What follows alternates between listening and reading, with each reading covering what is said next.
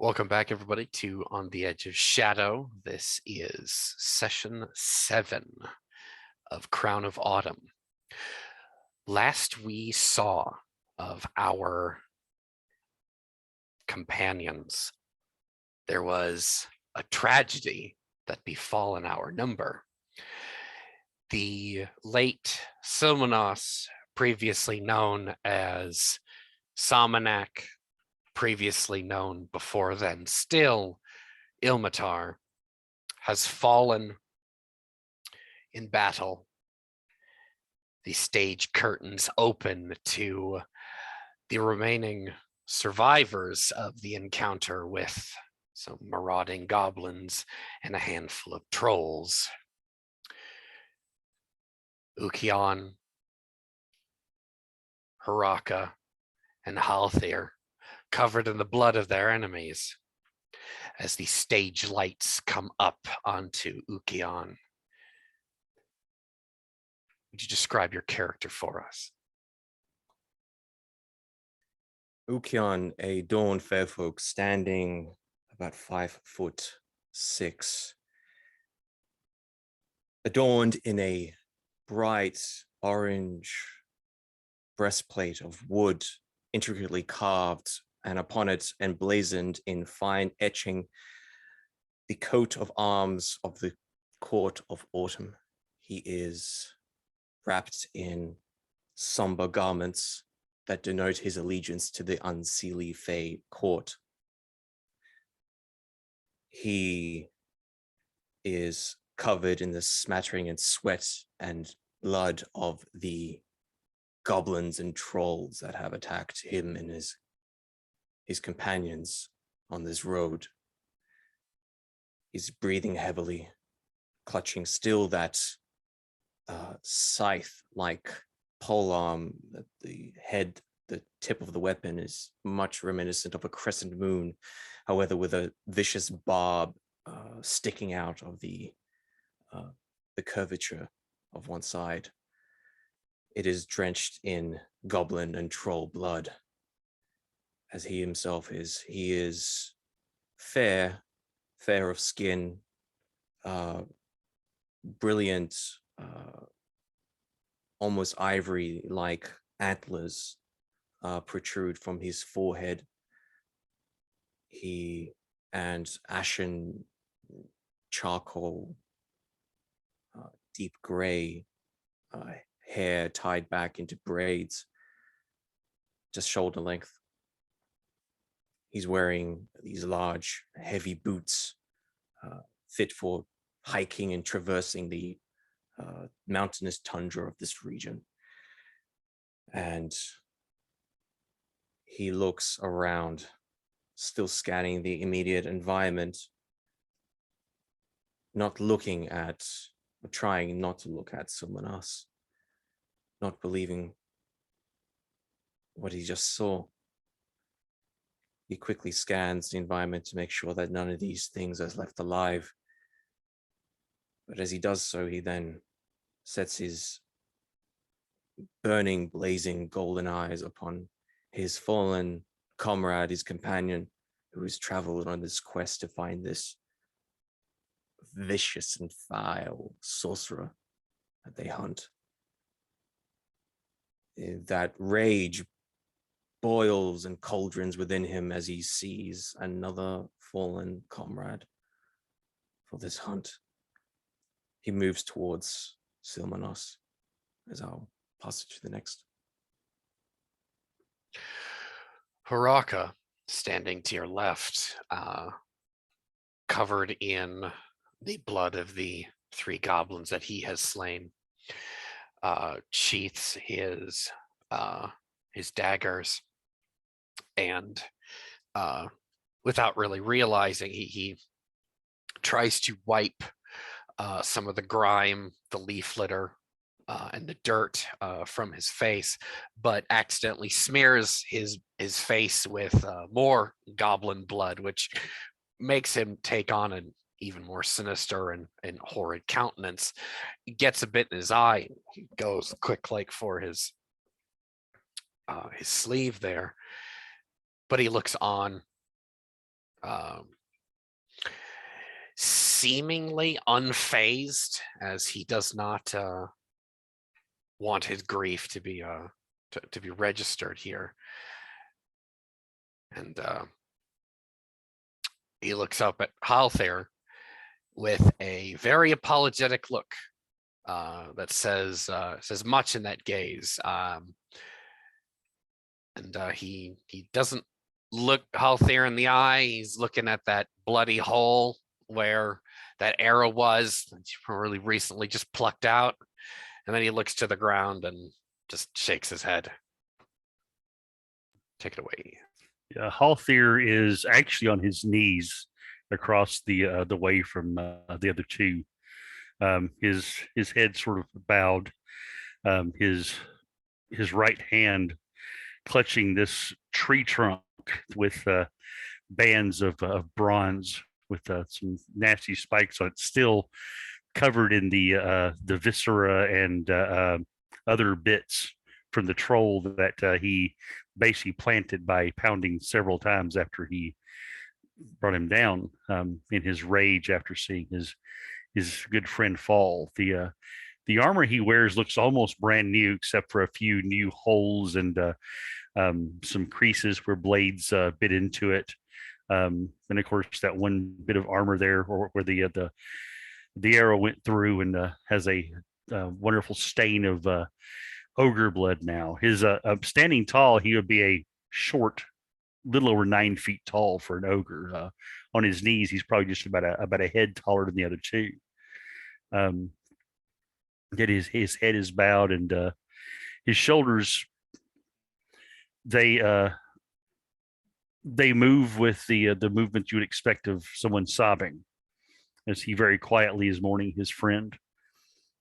This is really the first real experience of violent death he's ever experienced. And in his left hand, he clutches sort of gently the little bowl that had the compass that was leading us, and this eye that he has no idea what to do with. Just the idea that he knew when he first went to Silmanos and moved his shield, these were the things that were sort of on the ground next to his hand, as if he meant to be given, almost as if he was saying, "Keep going." He looks across the way at Ukion. He raises his eyes. At this point, you can see his face is blood spattered, his hair matted with the stuff, and his big eyes look at Ukion and say, "Is it like this every time? Does it hurt this bad every time?"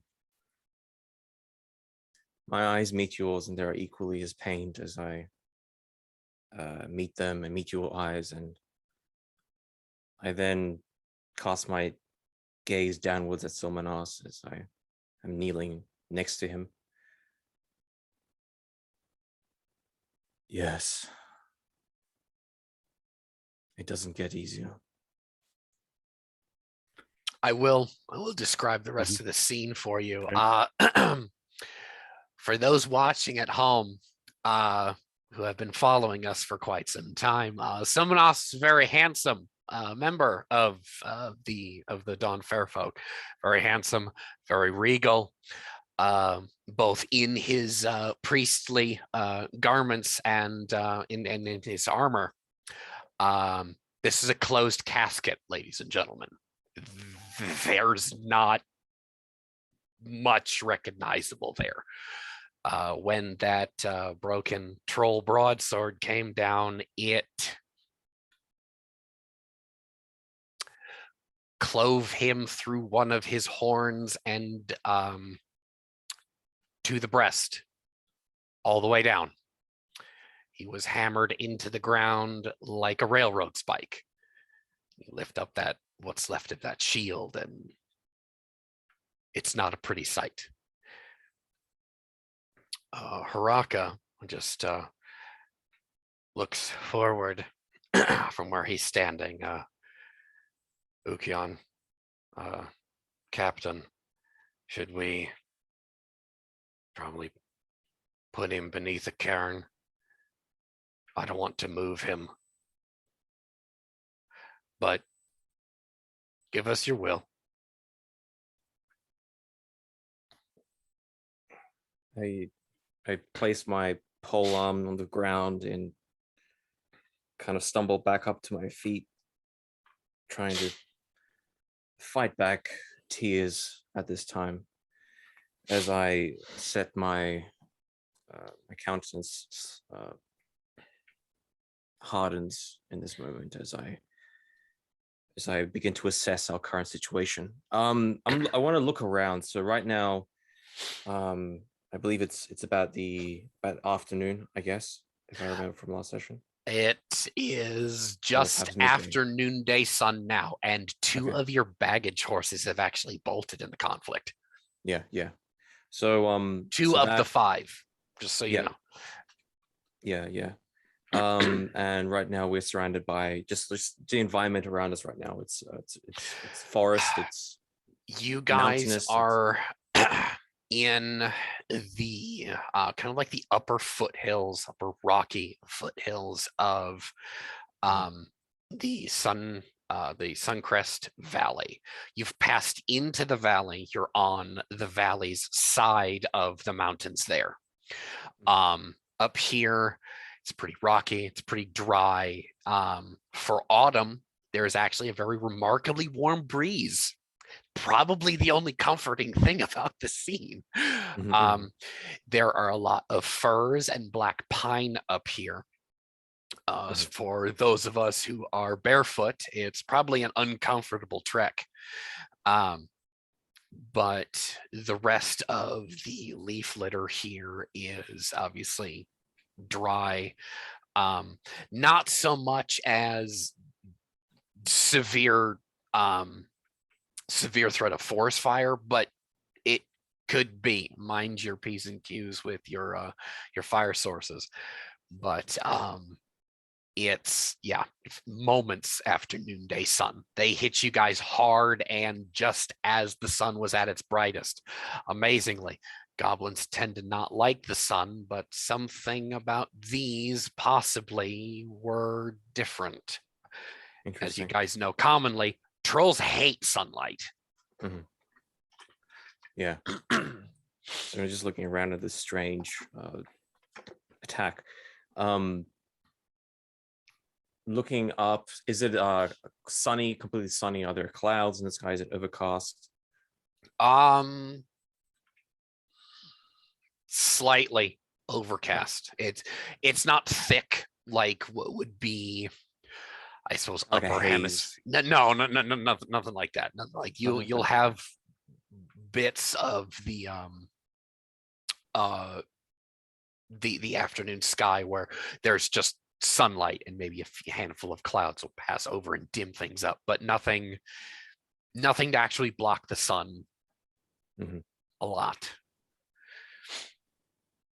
Yeah.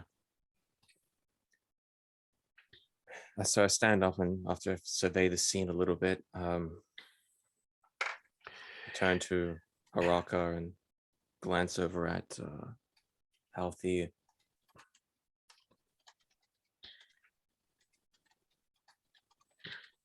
We still have a quest before us.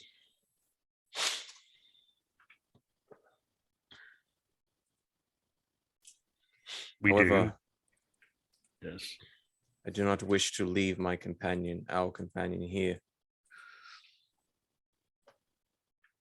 Then what do you think we should do? In case he gets scavenged by crows and other things which crawl about these hills. We'll put him beneath a cairn. I should bury him. I would see that he's returned to his sect, to his people. Not leave him here in this inglorious place. One so great as he deserves a great place to be rest. How would we pack him to his sect? I mean, it's how many chains? How many chains back to where we were before? Althier's, he has this. It's almost like he has this look of confusion and and just utter grief of that, and as if he just can't comprehend the idea of moving him. I shall Ukion, work his sect has been dissolved. His people left him. I kind of give an angry scowl at that. Not at Haraka, but just at the ground. Just the fact of it, yes.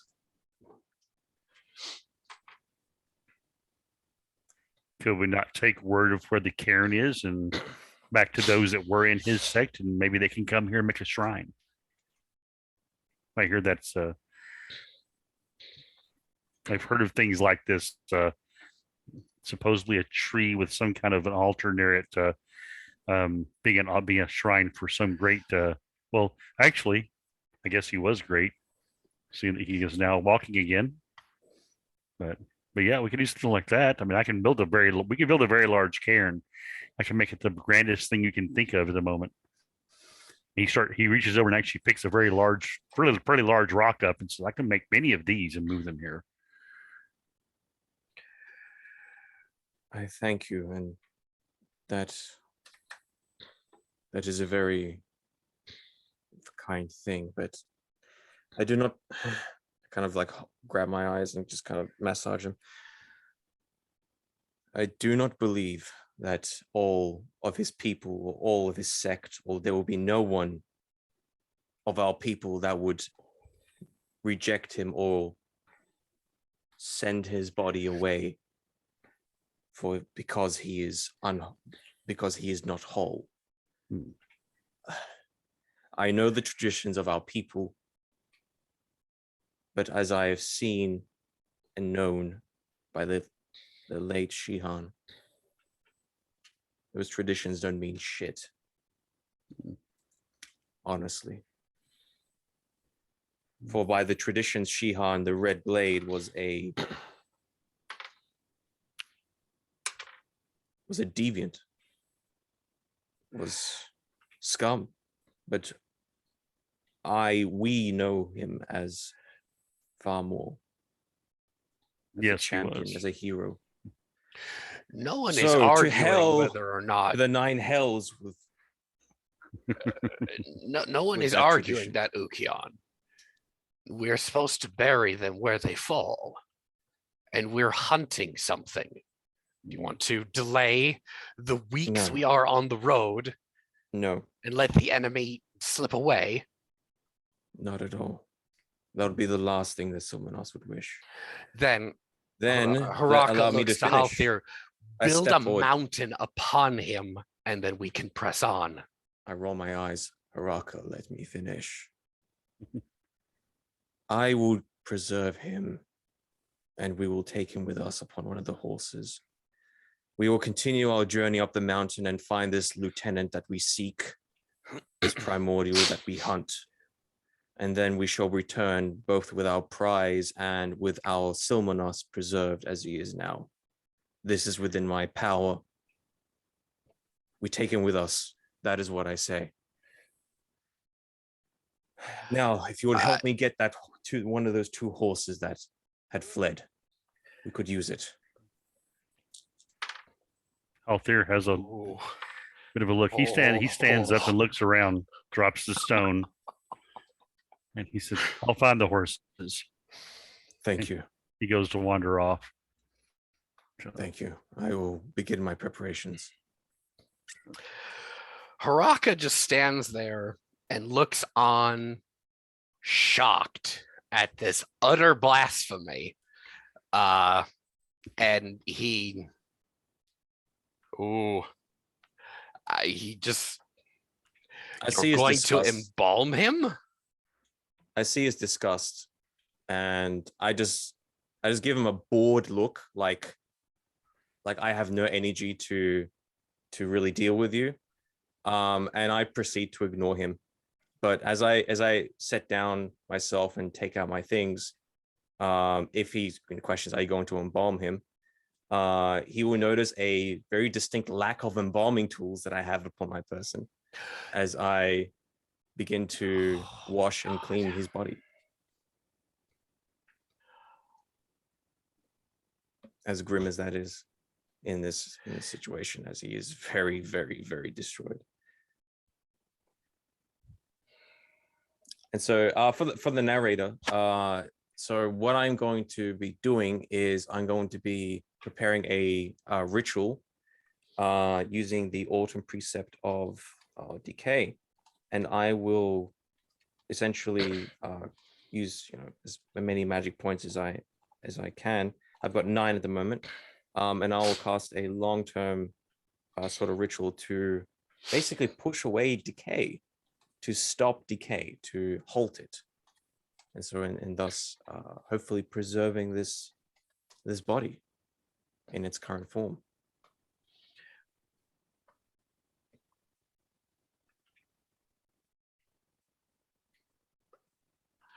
How many spell points are you wanting to use with that? So I got 9 at the moment. I guess the character probably know how long it will probably take. So this is something that Ukion is thinking in his head. I'm thinking in my head that I'm going to repeat throughout our journey, throughout the days, constantly sort of like recasting this ritual, this is using this power in order to preserve his body and sort of maintain it using this autumn precept. Well,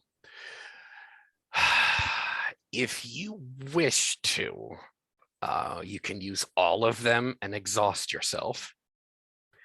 And that will Sure. push back the decomposition process for quite some time. Sure. However, I'll probably do that up not all of them. Probably if I have 9 points at the moment, I'll spend 8. So I'll use vast majority of them as I will continue this. Yeah, just so I'm not pretty going tired, but I mean, Yeah. it's not going to give you grades of exhaustion yet. Yeah. You'll sleep good tonight though. Try. Yeah, right. Halther, you do find one of the horses back down the other slope in kind of like a glade there. Part of the packs were like tore away and can't seem to find those, but you find the horse.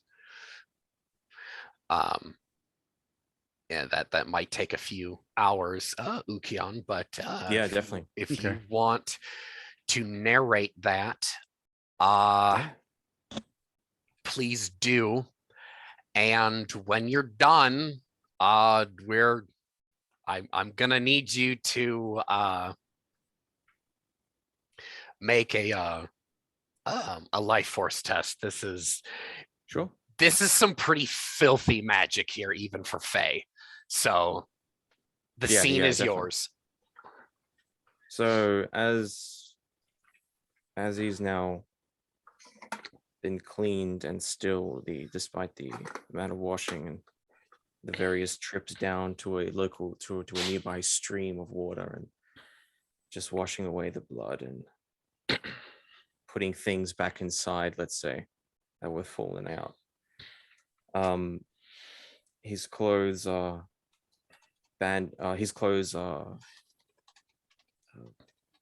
folded and piled neatly, his personal effects arrayed out around him.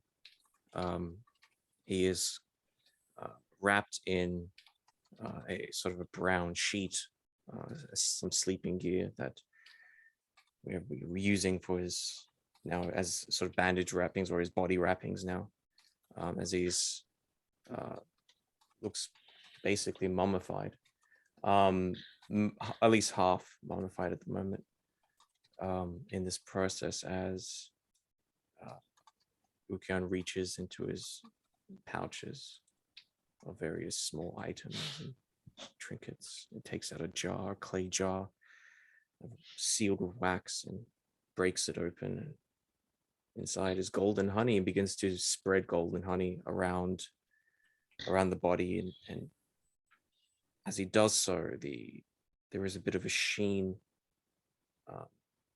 which glistens and sort of kind of spreads over very slowly, as he begins to sort of massage this almost like a protective layer, translucent and slightly golden. It no longer looks like honey. It kind of looks like just almost a dull, dying sheen of autumn light. It begins to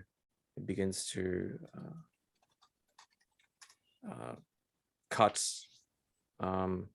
himself, his hands, offering some of his lifeblood as well in this ritual, using some of his life force. And he then grabs one of those spindly leaves, pine leaves or pine furs, kind of like the dried thin leaves in this rocky region. He then holds it together. He's kneeling over the body, and then he crumples his hands together, and then as he does so, he then throws it up in the air above them, with as much force as possible. He shouts as well, and then almost as if like a cloud break. It's not a cloud break. There's almost a cylinder-shaped aura, which kind of forms. It's hazy on the edges, but becomes more concentrated in the center as what now appears to be falling leaves. A curtain of falling leaves begins to fall, but these falling leaves are of crimson reds and emeralds, sort of browns, and golden, sort of rustic golds, and as sort of like this drifting aura of falling leaves begins to fall, and as that sort of permeates the scene, it's not extremely bright, but it's just, you just see it if you just squint, and it begins to murmur and invoke ancient secrets, or ancient words of autumn, going further into this ritual, further than he's ever done before, and further than is even meant for this ritual, as he is literally pulling with his hands as he begins to rub and massage over the body. He begins to pull away the strands of decay and create a shield, a barrier against it, and almost like it kind of looks like he's pulling out veins, blackish veins, which kind of creep and claw, and is attempting to, or like roots of a tree attempting to enter this body. He's like one by one with his fingers, delicately, he's grabbing hold of these tiny veins or roots, and he's slowly peeling them back as he is removing decay from this body. And this is a very long process, which takes hours. But indeed, the body does look, it's pale, but it looks pristine, and it smells like honey. It smells pleasant, and the bleeding stops, and it is done after hours, as the sun begins to perhaps, It's close to dusk now, actually. yeah. As the sun begins to set. All right, Ukion, I need a life force test. It's 2d8, your level plus your spirit modifier there. And how many spell points did you use on this? I used 8. You used 8. All right. Oh, before you do that, make me a spellcasting check here. Okay. That would be 2d8 plus your sight modifier. Mhm.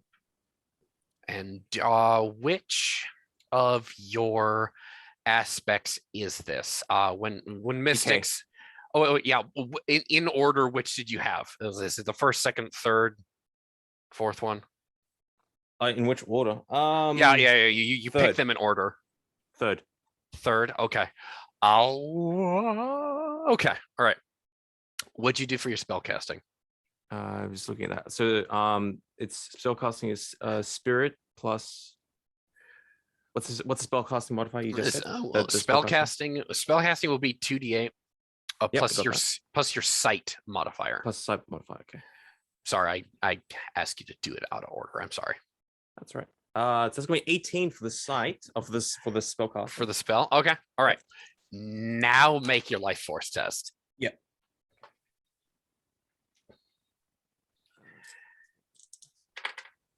Lord. So that's going to be 22 for the second one. Is that all? 22. All right. What is Ukion's spirit score? 8.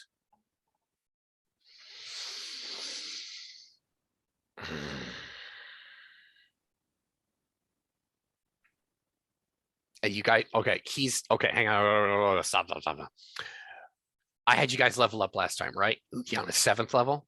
That's right. Okay. Hang on, because Keith and I have been working on corruption, and I want to be able to do this properly for you.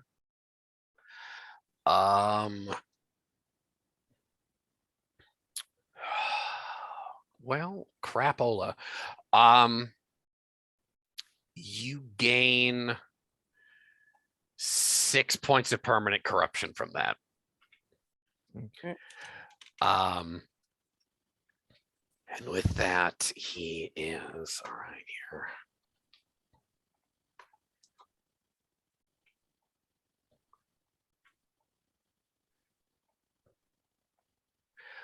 So that is 7 here.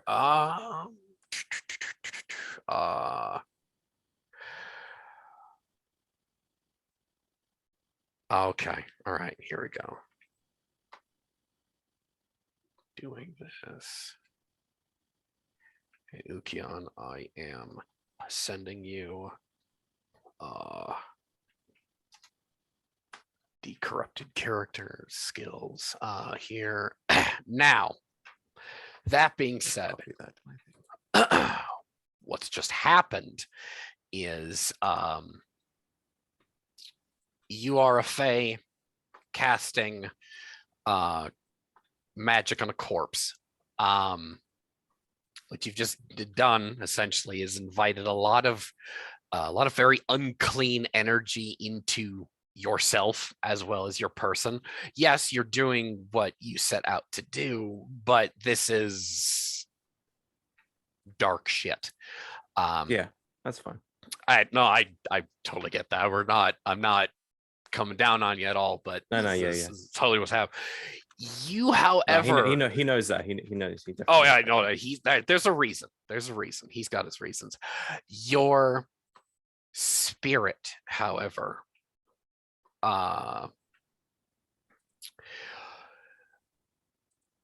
tell me what exactly your spirit is as a warrior mystic. Is it a reaper? Is it like a scarecrow spirit, or is it what? How did you describe it in the past? And is it male or female?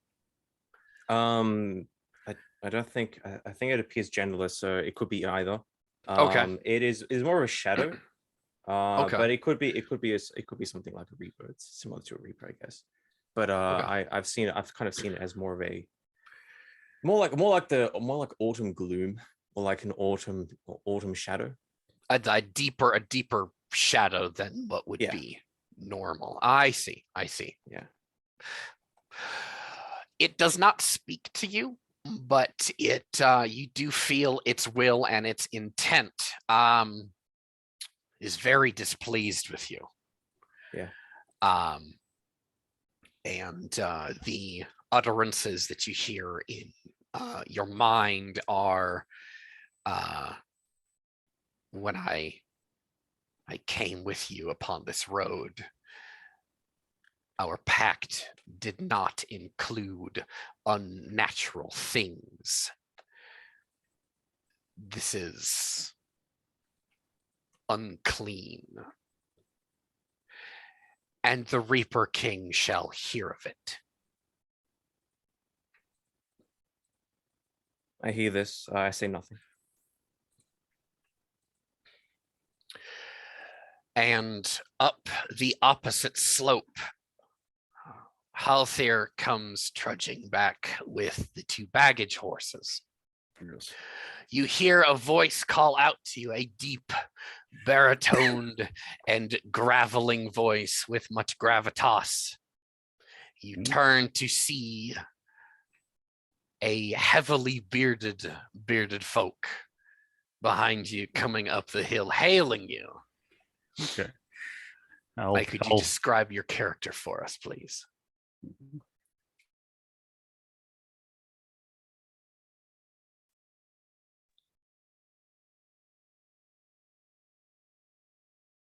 You are muted.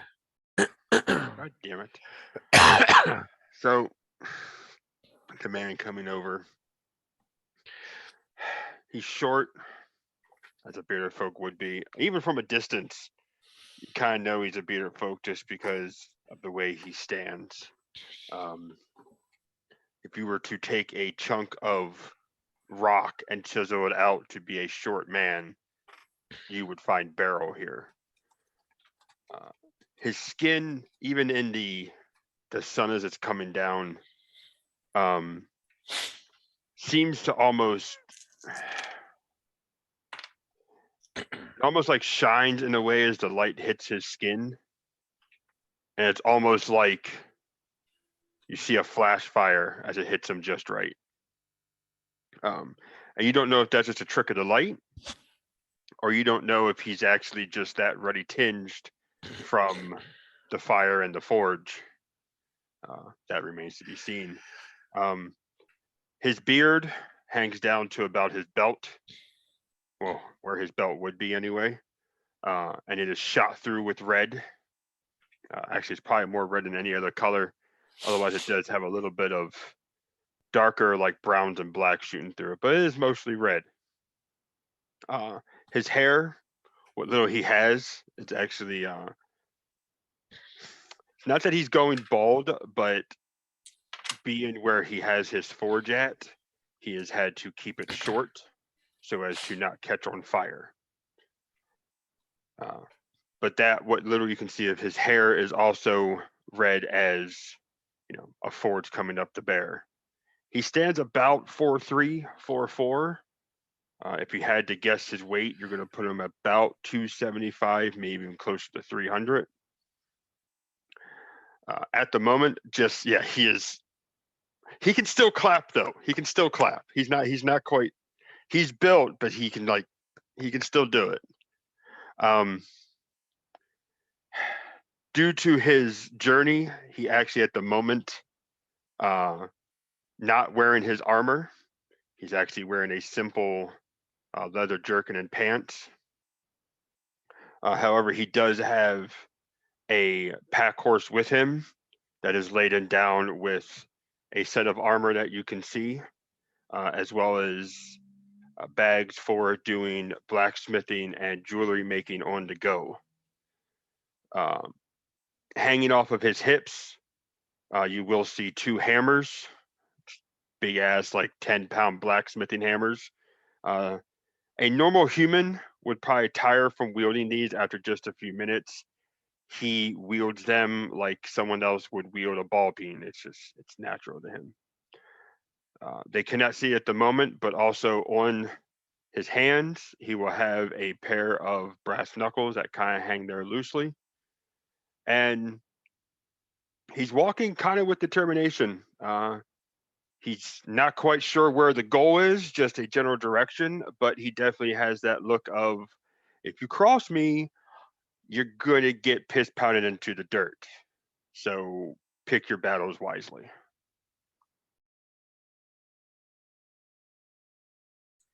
Halthier, as he stands there and sees this fellow, at first he'll reach up and rub his eyes because he has been. Well, at this point, he has cried to the point where he believes he has no more tears. And he blinks and looks at this fellow and sort of like a little puzzlement.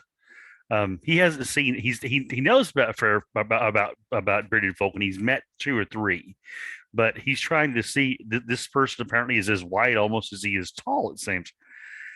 And after a moment, he'll raise his hand and he'll say, "Hello, traveler."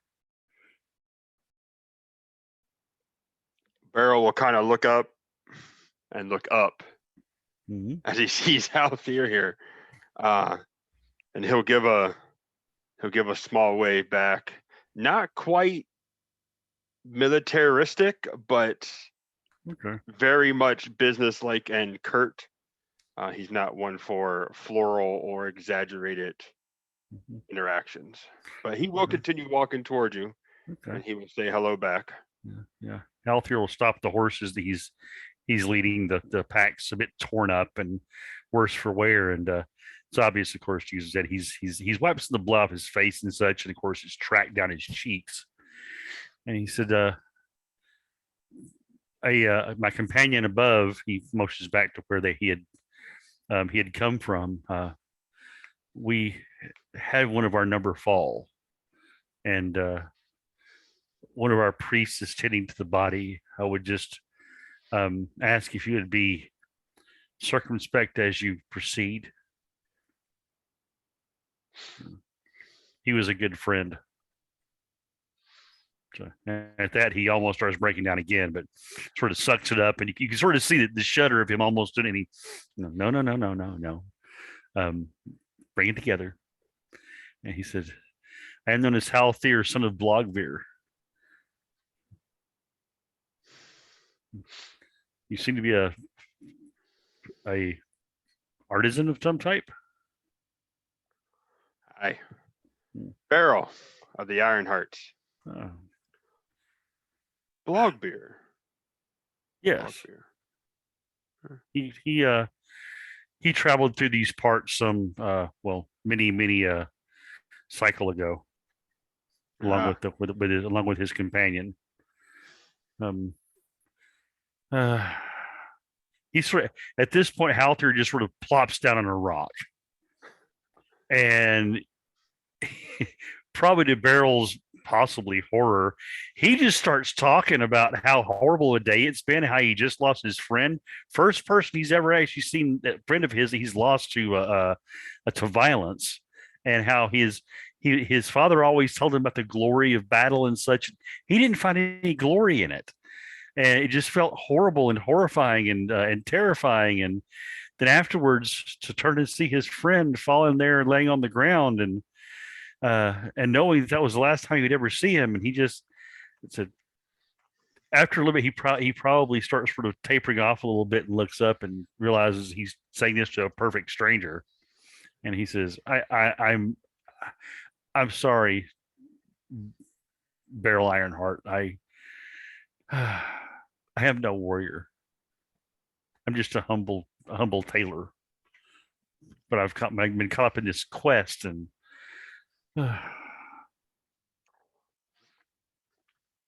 when you say you're no warrior, Bear will he'll actually keep in mind you're sitting. You guys are probably still meeting eye to eye at this moment. Oh, he's probably still about a foot above you, actually. Barrel's small. He'll actually take a step forward and he'll lean up, look at the blood. You look like a grown warrior to me. I don't feel like it. I feel like a lost child at the moment. But you see, he wipes his face and he stands up. He says, "But I can't stop now. Too many have fallen for this." He says, "If you follow me, I'll show you where the body fell and where Ukian is doing his ritual, so that we don't disturb him. I was getting our pack horses," and he sort of turns and starts ambling back up the path there. Barrow just follow him. Well, I mean, if you lost a friend that drove you to this, well, I must pay the man at least some modicum of respect. Well, thank you very much, friend Barrel. So, and he said he trudges up this hill, sort of dragging the horses, who probably aren't very happy smelling all that dried troll blood. So No, they're not. Yeah. They don't fight you, but they make it well known they're not pleased with you. Should I make a husbandry roll to see how well I'm handling them, or You wouldn't have to. okay? Mhm. So yeah, we'll We reconnoiter to the funerary scene. Haraka is standing vigil, and you rejoin your companions as Ukion is finished embalming what is left of Silmanos. So after a while, I stand up and Haruka, probably looking at our returning companions and the horses. I noticed that this Halthier is walking with another person. Kind of like set my eyes upon him. So tired, but I just nod towards the direction solemnly, seriously, but not aggressively, not any sort of aggressive stance, but just greet the stranger. Alfie, you have brought a companion with you. yes, this Hail. is Beryl Ironheart, a traveler I met upon the path below. I thought I'd best escort him so that he wouldn't disturb your ritual. It is finished. It is. The great Silmanos now is preserved, and decay, corruption of the withering flesh shall not have him. He could be moved. He will not spoil. He will not smell. And we will be able to take him to a place that is far more worthy than this place. Something that is more deserving. A place where he was loved, where he is loved. Deservedly so. Not these mountains. So what Halther will do after he hears that is he'll go over and very gently reach underneath Silmanos's body and lift him up and take him over to one side away from there's probably a fire going out, I would think, since it's getting dark. Oh yeah, no, He very much put up looks a fire. cocooned. It almost looks like the fabric, or it's sort of taken on a natural aspect. It doesn't look like woven textiles anymore. It looks very strange. Okay. Well, he'll look at that and let's say it looks like a very strange cocoon. So he'll go over to one of the pack horses and start rummaging through the packs and pull out a blanket, probably out there, or actually someone else's blanket, and his sewing kit. And he'll go and just to make it look more I guess less conspicuous. He's going to actually sew him up into the blanket as well. I'll turn and look at this newcomer. I am Ukin of Tunerwith, a servant of the Autumn Court. Well, as your big friend over there said, I am Beryl. Are you the leader of this little group? I look far off for a second. Not precisely, but we are working together on a common cause. We are hunting someone. Tell me, are you a local in this region? You have to look No, at a I was trapper. He'd actually look back at his horse. No, blacksmith. No, I'm not a local. I was actually You're a merchant. No, well, no, I don't do this just for the funds. I was actually back at the war camp, I see. and the Arborian king asked my king to do a favor for them, and he'll take out a letter from inside of his tunic there. So I'm supposed to give this to whoever's in charge, and he'll actually like sit there and think, is like, wait, hold on, that one. And he was told like who was in this group, and he's actually like piecing it together now. Like, wait, hold on, I got 1, 2, 3, and that was the 4th one. Well, there we go. So yeah, The way it adds up for you is everyone else in the camp, including the nobility of the fair folk, named Ukion as the captain of this company. But Ukion doesn't accept that title, even though it has been given to him. So the letter of introduction is addressed to him, but he refuses to take it. So as you hold it out, I don't refuse to take it. But I will look at this, and just open it up. It's addressed to me. Okay. By name. My eyebrow rises at that. And I suspect the workings of Edenost. As I will read the letter out loud. The letter reads, to the captain of the company of devil hunters. I stop. I pause when I'm reading that aloud. I just pause a long moment, and then you hear a heavy sigh, and then I continue reading. Dearest and most beloved nephew. Stop. I stop again. I continue.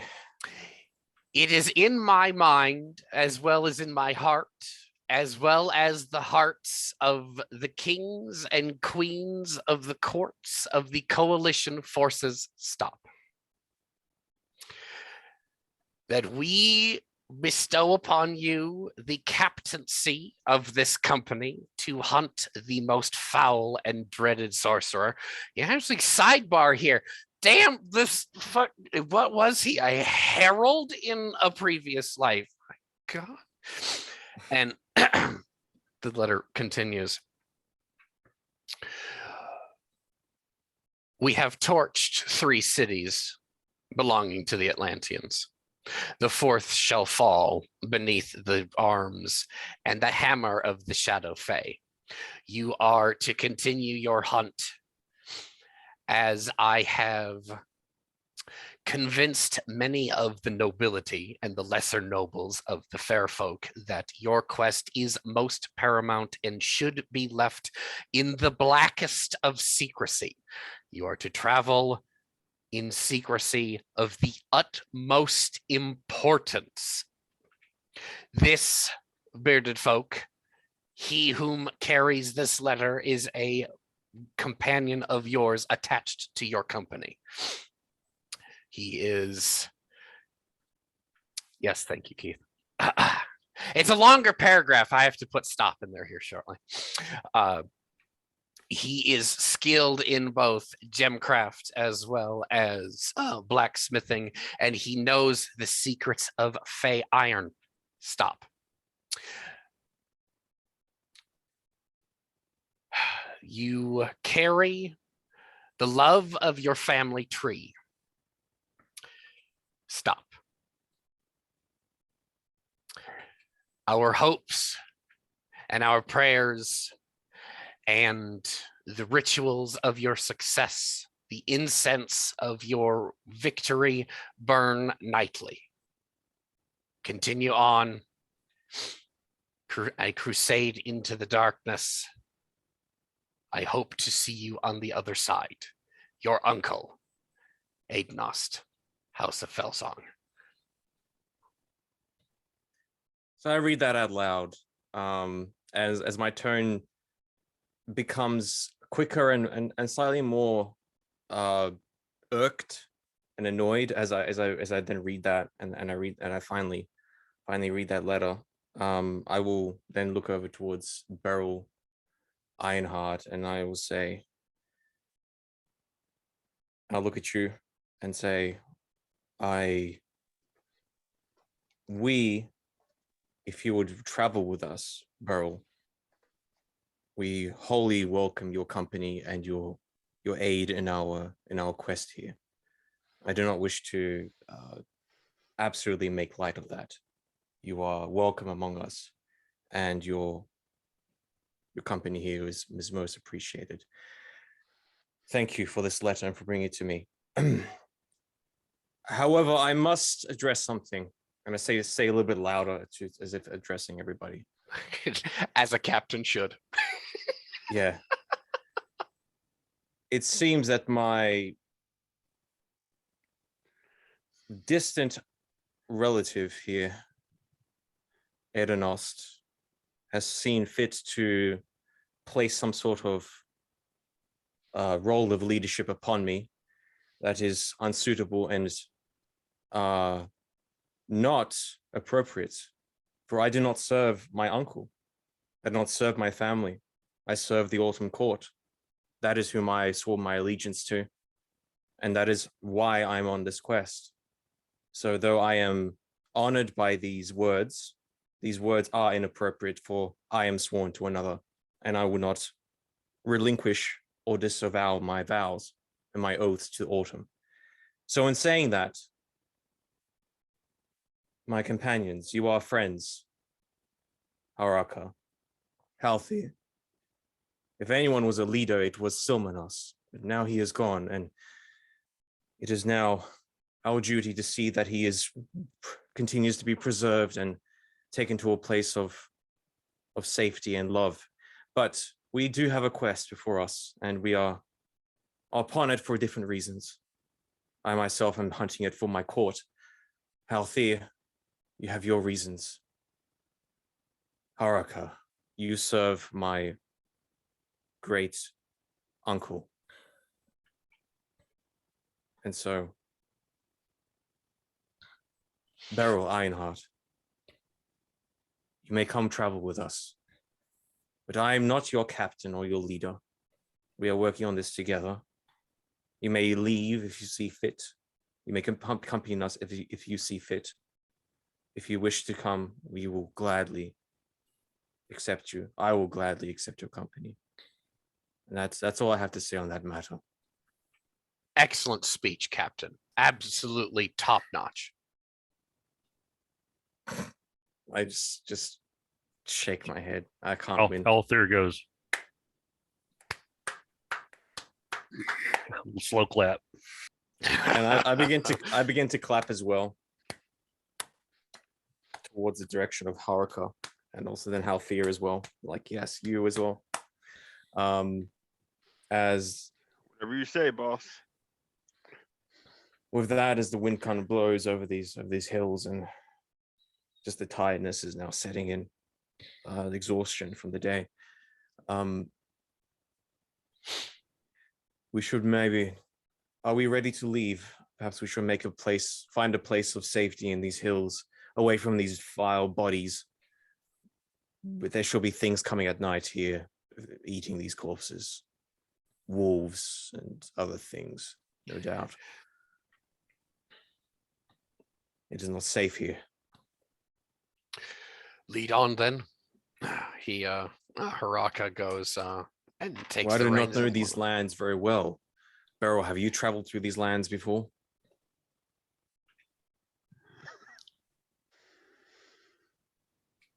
No, I came from the direction of the war camp. This is new Alfie, I territory. suppose this is new as well for you, this land.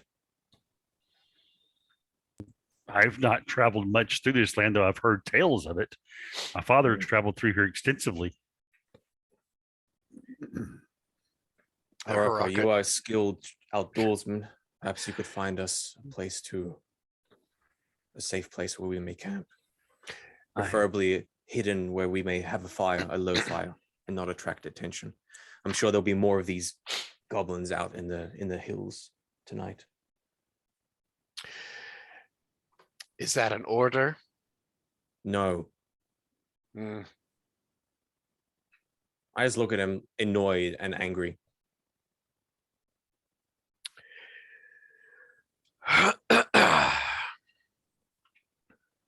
He bows with a flourish and says, I will do my best to find us We've some just lost shelter.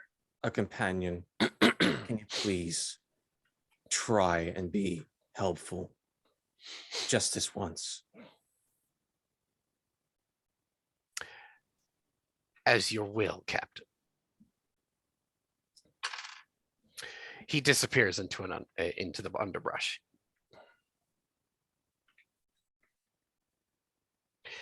He's gone for maybe an hour and 10 minutes. He And there's comes, probably at that point, we're ready to like, we got our horses packed. At Oh, this yeah. stage, I am probably thinking that he's abandoned us. So I am actually starting to make ready to move on, because he's I can't. Yeah, he's, as far as I can tell, like he's very. I can't predict what he's going to do. He's very unpredictable. So like and I'm not interested in standing around corpses. So just slowly, I mentioned it healthy. If he does not return soon, then we will have to move. It's getting dark, and these goblins are going to be back. If we move, he can't find us again. I do not know if he will come back, truthfully. I tell you. I just look exasperated. Well, I'm sure he'll I know be back. I know he serves my uncle, but his allegiance is not to me, that's for sure. I don't know. Well, if he saluted you like the rest of us did, though. And what is being? Oh, okay. So I have a question for you. Can you give me advice on leading men? Because eventually, I want to be a leader as well. I am not the greatest person to speak to about these matters. I will not give you advice on how to lead men, but I can give you advice on perhaps finding those whom you're trustworthy, and whom those you can share a meal with, a bedroll to sleep by, so that you may know that you will not get stabbed in the night or slit your throat.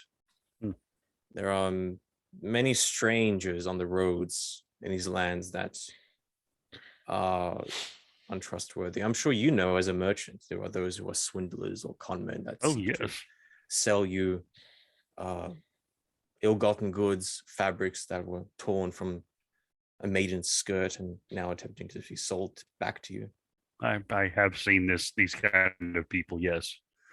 So they oddly don't seem to bother me much. I reach down, and usually if they approach, and I'll stand up and greet them and wave, and very often they don't seem to want to stick around and talk for very long. And that was, I had the idea at one point of trying to sell some beautiful fabric to this one group of people. There were about a half a dozen of them, and they were young men, all carrying spears, and weren't really dressed for the weather. It looks as if they maybe had fallen on hard times. And at first they were yelling and such, and I stood up and waved at them and invited them to my camp. But as soon as I stood up and started waving, they dropped their spears and ran away. So truly, it's so hard to meet new people out here sometimes. Anyway, and he sort of smiles at that, so you're not really sure, is he joking about this, or is he not? It's like he's trying to lighten the air because of the whole thing. He also has Sylvanos's body now laid out on a bedroll. So you know. Yeah, definitely. So I look at that and I say, thank you for carrying and burden, taking his burden. Of course. He looks over at the body for a moment and sort of sighs. And he goes back to cooking a few things, and he says, Don't worry. He'll be back soon. You fought well there. You handled yourself very well, despite, as you say, being so new to this. Well done. I'm sure your father will be proud. Well, father did teach me how to use bloodletter. Is that the name of your weapon? That's the name of my father gave it. Yes. Well, it was not that. Well, that was the name it was given. He said. He reaches over and sort of pats the tree log laying there.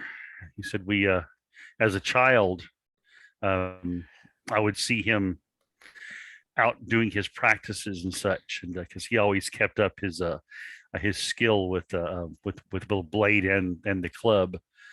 But as I asked him one day if he would let me try, and I was a wee lad of maybe 20 cycles at best, and he laid the big club down and said, "Go ahead, take your try."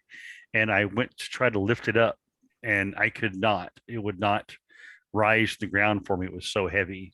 And he told me the day that I could pick it up, he would teach me how to use it. So I spent many cycles going and getting a bit bigger, and then thinking I can do this now, and going to pick it up and not being able to get it up. And eventually I did.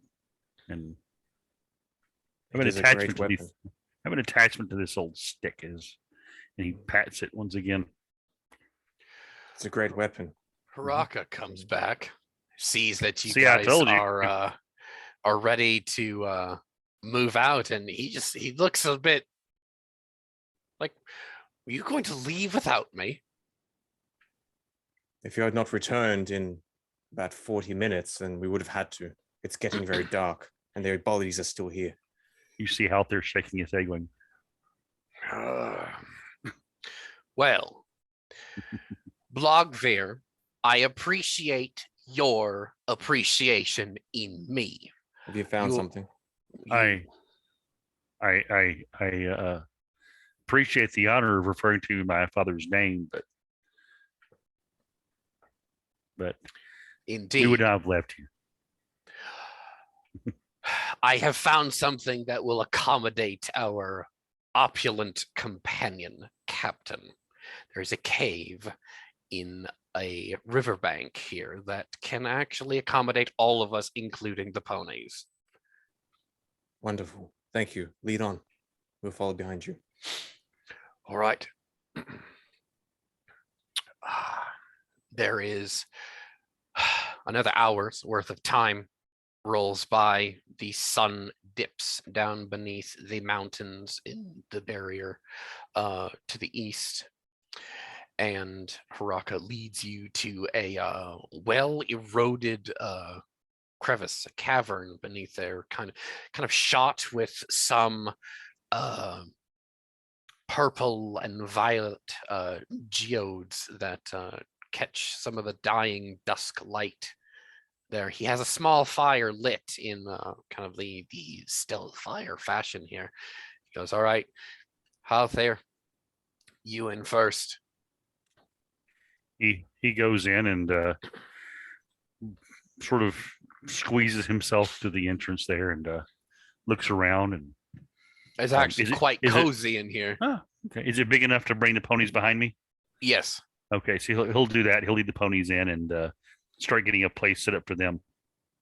So getting them hobbled and such.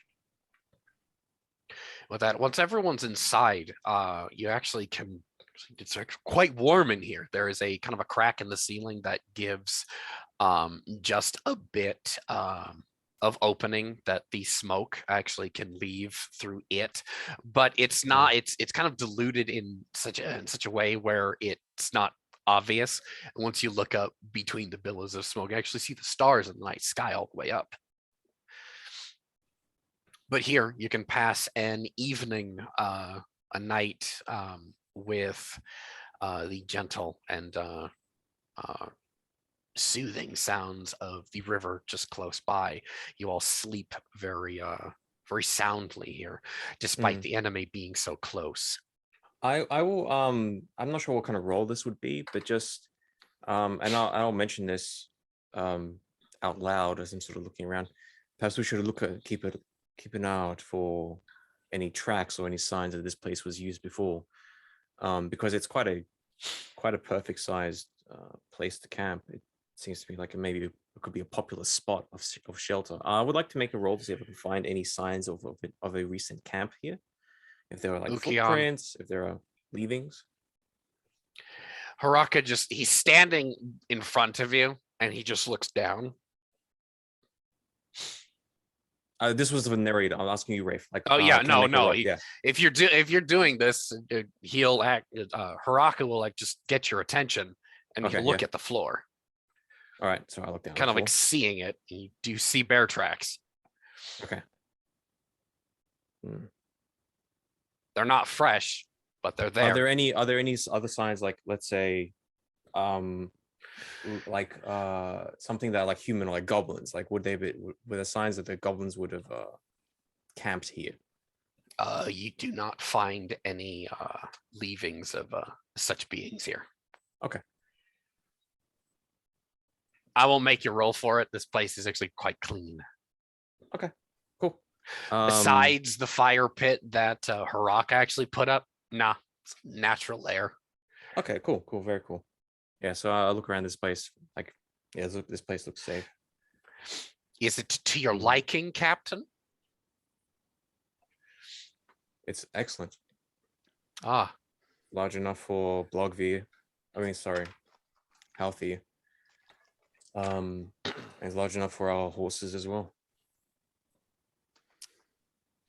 it seems that I can be useful. Absolutely. You can. I can't? You can. Ah, thank you. I just wanted you to say it again. You call me captain, yet you speak such a tone with me. It's hilarious. I'm just kind of chuckling to myself, kind of like good humoredly, not like You say that passive you are. aggressively, but just laughing. You say that you are a devout of Awarthios. You uphold those traditions, but in the same breath, you will blaspheme your family. Your uncle is a saint. I never stated that I was a devout of Awarthius. I do give him prayers, though, but I am not a devout follower. No. You are incorrect. Interesting. I don't understand you, but evidently there are others we are associated with that believe that you could be a leader, but you decide to shirk these duties. I don't know if you are more akin to that renegade that we used to run with than your own people. That renegade? Are you speaking of Shihan? I look up at him, just bewildered. In the campfire, the only response is a pair of emerald eyes. Do not speak of Shihan like that. And I just look away. I look visibly now, like quite angrily and annoyed. You kind of hear a loud whisper of Halter leaning over toward Beryl and says, "They do this quite often. Don't worry about it."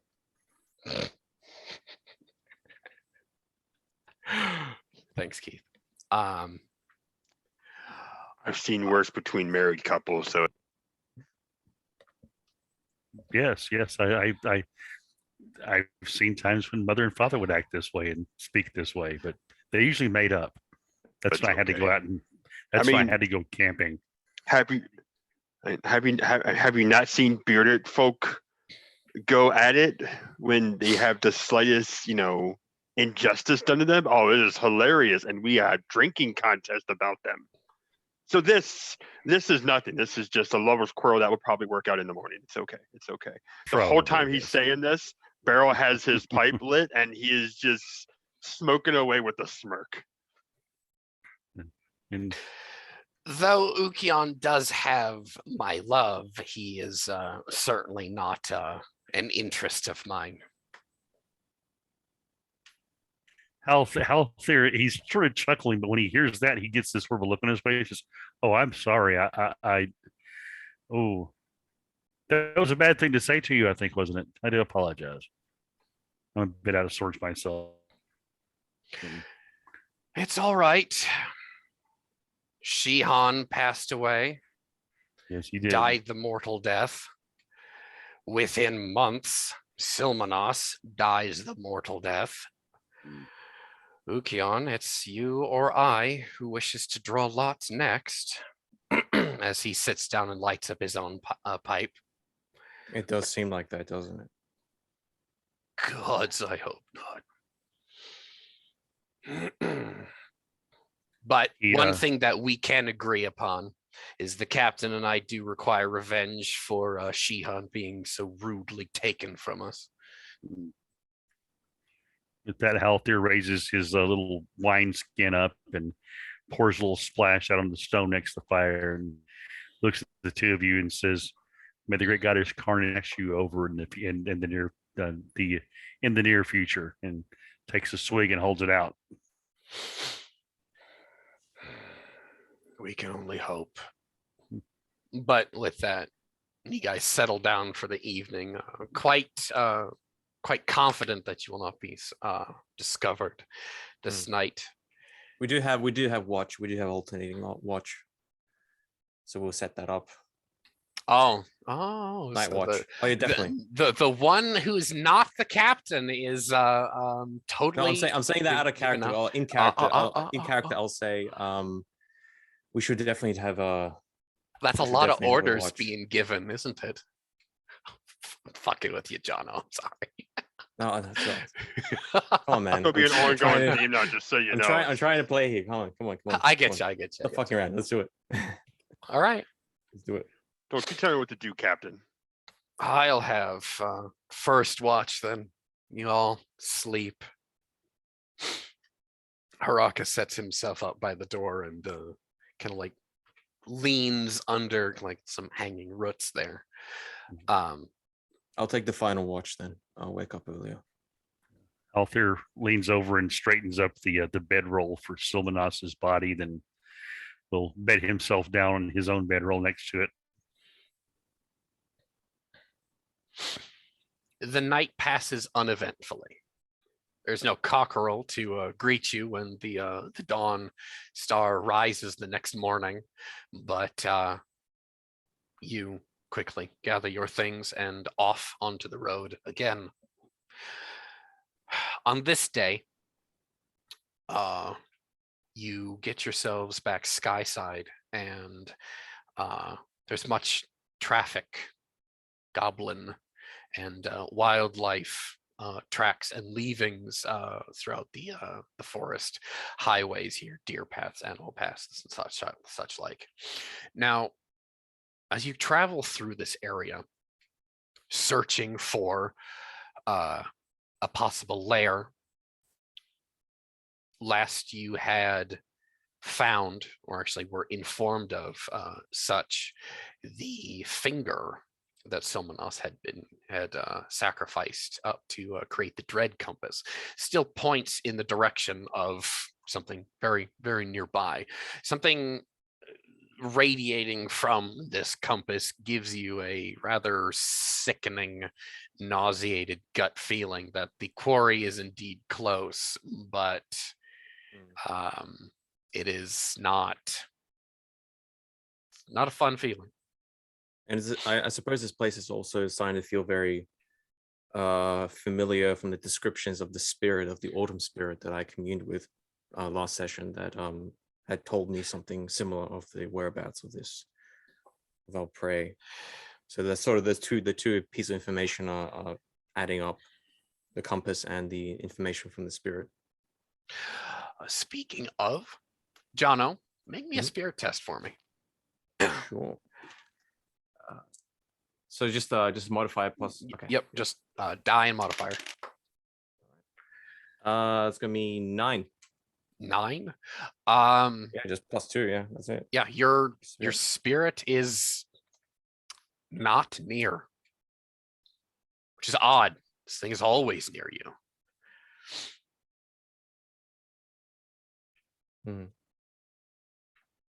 I'm just kind of looking over the landscape.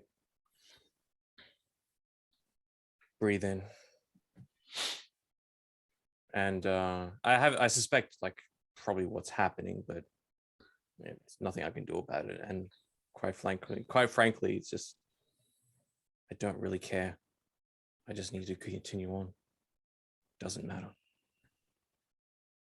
And so I set my eyes back to this journey. Halther, you grew up on stories of a tomb Yes. in this valley somewhere, Yes. and the forebodingness of this tomb.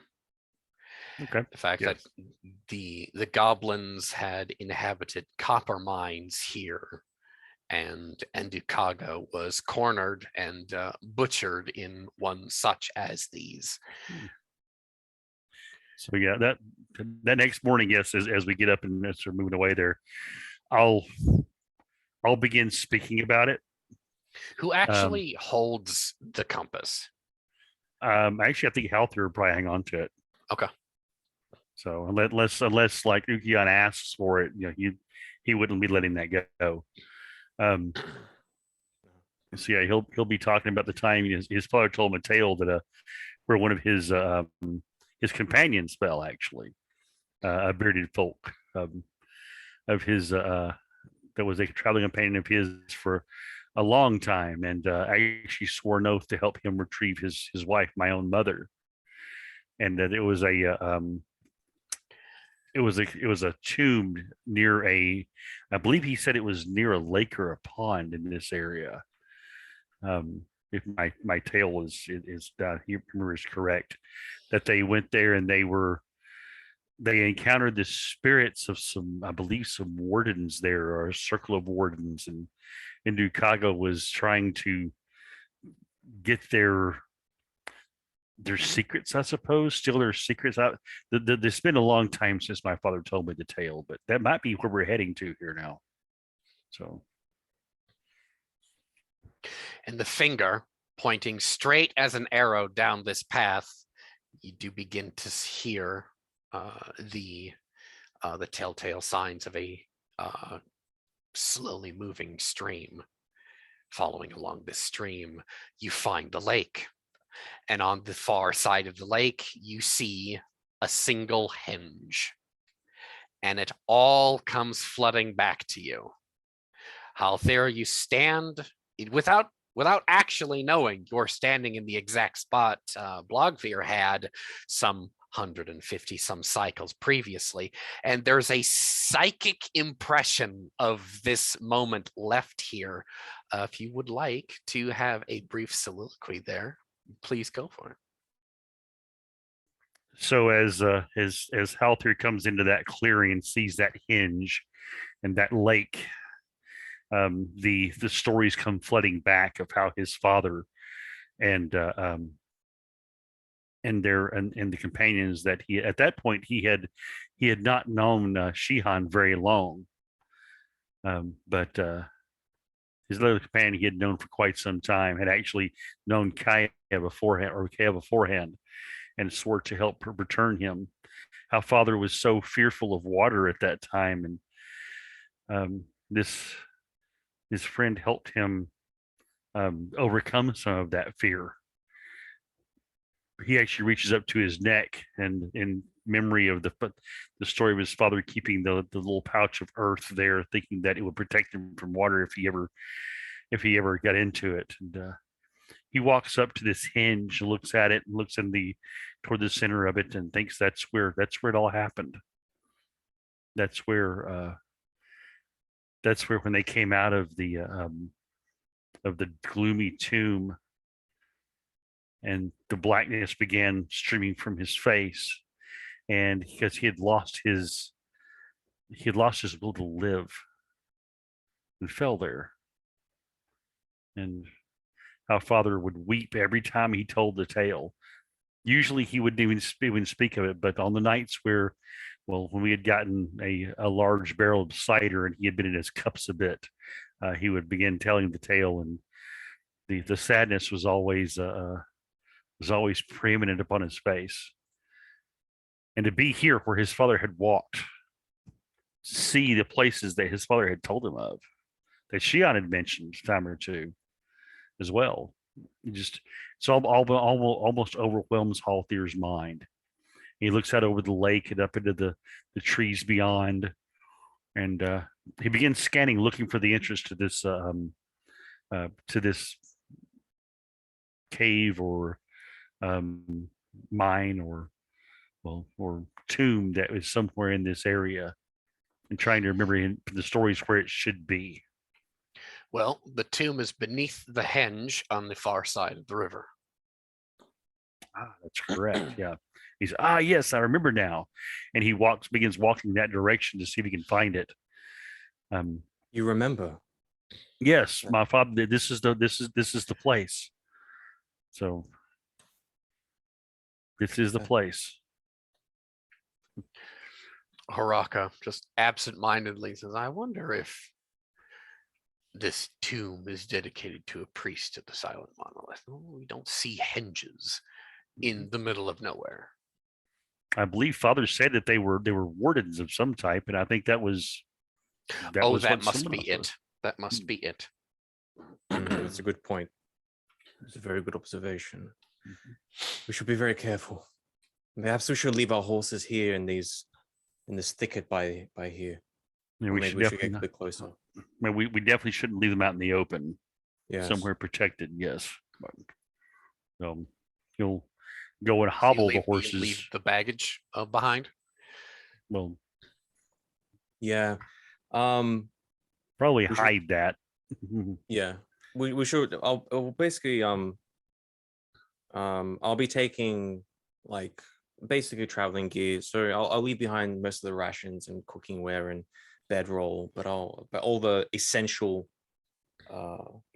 things like some water skins and some food I'll take with me. So I sort of have a pack just in case our things get stolen or something Not happens to the horses. everything, just Not everything's everyday lost. carry. Yeah. Yeah. I gotcha. I just assumed. I just make sure. But Yeah, thank you for Just want clarifying. to clarify. Um, Yeah. But now, yes, once you have the baggage covered and secured, we reconnoiter to the opposite side of the lake. You do come across that henge with different runes that you're actually unable to decipher here. Clearly, they are Fey in make, but in a dialect and alphabet that no one of this party is actually familiar with. Ukion, you have an inkling, but these are much older than possibly your studies, and you are the most connected with the ancients due to your career. There is an opening here, a kind of a post and lintel stone doorway without an actual door. So strangely enough, architecturally, post and lintel, this is not of mortal make, or possibly inhabited by mortals in a previous age. Still, things begin to add up wrongly as soon as you lay eyes on it. Do you wish to continue? I say it loud. This place is very old, and some things don't seem right. There is a stale stench of a tomb, but not like filthy and death smelling. It's just stale air. And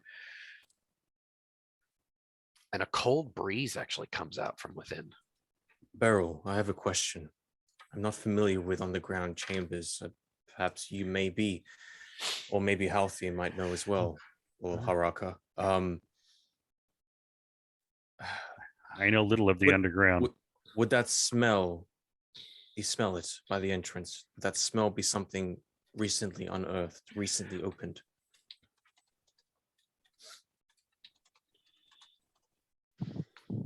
It smells stale to me, but I don't know if it's just my nose. Yeah, Halthir will take a deep breath in through his nose, and is it? Can I just like a general knowledge test? May I've come across that smell at some point? Sure. Okay. Yeah, I haven't come across that smell at any point in my life. Haraka says, normally things a crypt uninhabited and shunned is that's normally the smell that you get, like a cemetery. Well, I was just oddly wondering if enough, perhaps it was it's opened recently. If we could that smell. It's odd. oh, no, activity would smell differently. He actually pokes his head in around the corner in there, lets his eyes pierce the darkness for a few moments. No, this is just an antechamber. He lights a torch. Shall we? Yep. Healthier will light his own and say, yes, lead on. He'll actually pass over his, light yours, and then go in. This first chamber, not an opulent affair. It looks like there was once a sarcophagus here, but it has recently been pillaged. By recently, I mean probably centuries ago. As for the Fae anyway. There is a kind of a crack in the wall that kind of looks like a forced doorway, like a natural fissure in the wall, but that had been opened to serve as a doorway. There's no such thing really here as worked stone, and Haraka finds his means to slip through. This passageway curves to the right. Halthier, you're barely able to fit through this with your opulent bulk of getting through there. You will probably rip off a button on your coat getting through. I'm gonna do a real quick spirit check real quick to see how well he's a little uncomfortable in this place. Oh my Put it that goodness. way. Blogveer afraid of water, Halthier afraid of cramped spaces. My goodness gracious. Mm-hmm. This passageway curves to the right, several dozen feet, and opens up into a wide underground lake. Yes. Okay. Yes, the underground lake. Healthier hold his torch up high and gaze about. There should be a way to cross here somewhere. So. There are stones that you could possibly hop across, but Halthier, some of these stories and memories flooding back to you. Every time Blogveer would tell this story, the stones got wider and wider apart, and it just kept getting worse. That is true. Yeah, he'll actually hold his torch out and look at the stones. And he'll come back to his companions that these do get wider as the further out you go. So you get to be very careful here. Yes. So also keep an eye out for any sort of tracks or signs. I'm worried about what we may find here. We're obviously heading towards likely a primordial camp, a red devil camp. That's true. Father didn't say anything about there being any red devils here. I think mostly it was goblins. Yes. So it is that we are searching for that lieutenant. That is true. So they'll still start searching, see if there's anything you find that may look to like. If you double back, however, there's actually a rather cramped space. Halthier, you will not be able to actually fit through here, but some of these smaller members of the party, especially the very slim Fae, can actually like sidestep and edge their way through. There's a kind of a residual energy here that actually feels like Shihan in this crack. And you actually kind of like subconsciously, like you reach out and actually put your hand like into this crevice. You put it on the wall, and there's a warmth. Like there was a body there recently, and so there's like a trick of the eye here, like something relatable. If those of us who wear contacts or glasses, sometimes your contacts will act up, or sometimes your glasses won't actually sit right on your face, so you'll blink. And you'll Hmm. think that something was there, or there was a smudge, or whatever the hell. You have that moment where you thought you saw an apparition that looked like Shihan shimmy just out of sight. Uh, And that familiar sense of a recent companion leaves. so yeah, he'll look at it and sort of shake his head as if maybe clearing his eyes and put his hand there for a moment. I don't know. It may have been a memory or a memory of a tale, possibly. I must be going insane. I think I just saw Shihan. And that's what I was thinking too. So And I've heard- I stop and I grow extremely still and sort of blood drains my face as I turn and look at you, Healthy. Mhm. Perhaps it's sorcery. I think it's the place remembers them. I don't know why or how, but I have a sense that the place remembers them. Was Shihan here? Yes, my father and Shihan both were here. I see. Quite some time ago, even. It was, yes. It was before I was born. They had I think they had come because some local goblins had said that there were goblins raiding the tomb. And they came to investigate that because there was some other disturbances in the area as well that led them to believe the goblins were involved. Fascinating. I'm a bit relieved now. That's pressing. Haraka pulls out his journal Mhm. and says, I read some time ago about a warden of ancient days named Ghost Owl. Is this possibly the same entity that I think so. Ghost Owl, yes, here. I don't know what devilry that that sorcerer was up to, but if your relatives were allowed to come here and then allowed to leave, then they would, I think they would find themselves very lucky. Let's press on. You're muted, Keith. Yeah, that's why I just said muted. I'm muted. Um, so he'll so all he's going off now as far as this thing is stories.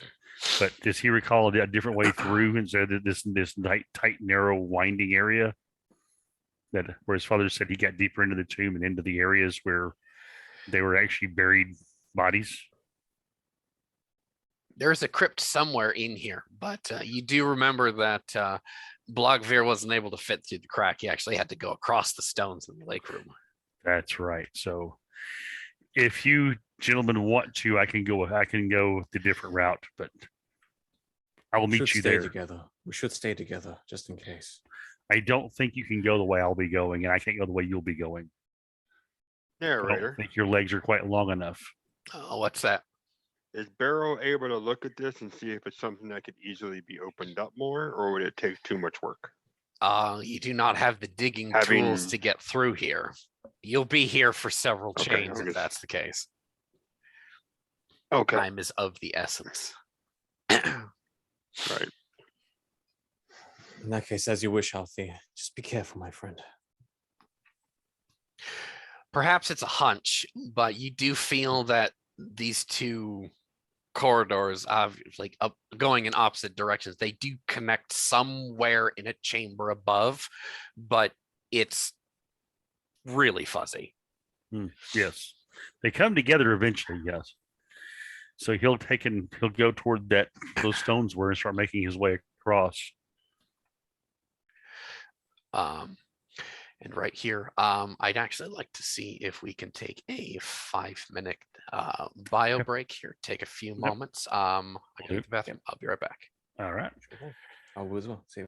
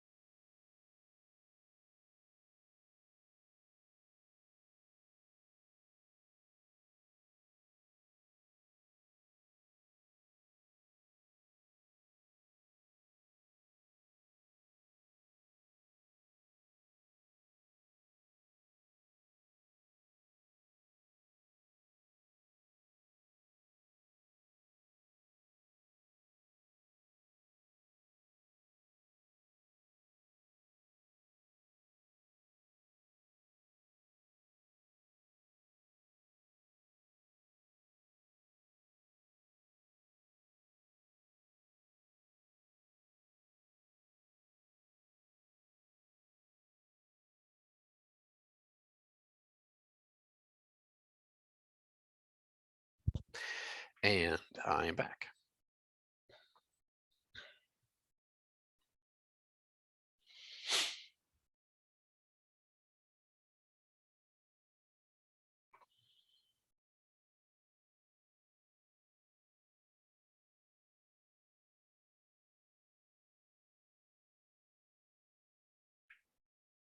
Are we all set to continue? All right. Those of us who are able to fit through. Wait, John, are you there? I think he may have stepped away. Yeah, he hasn't back yet. There he is. Oh, there he is. Oh, excuse me. My apologies, John. I wanted to wait for you. Oh, sorry, I'm back. Okay. For those of us who are able to fit through such a small crevice here, you will attempt to do so. Single file. You're kind of like shimmying through, and your breastbone almost touches the opposite wall. Halther, as you are meaning to negotiate the stones here and somewhat half ford your way across this this room here, it's a flooded, impossibly cold subterranean well of some kind, and your father kept speaking of how it was a terrible black abyss, and it comes up to your knee, and you're like, oh, it's not that you can actually like effortlessly walk across this room to the other side. And you smile to yourself. I am not telling father that it was indeed this shallow. He might kill me himself. But on the opposite side, something that did not feature in these stories is a boat.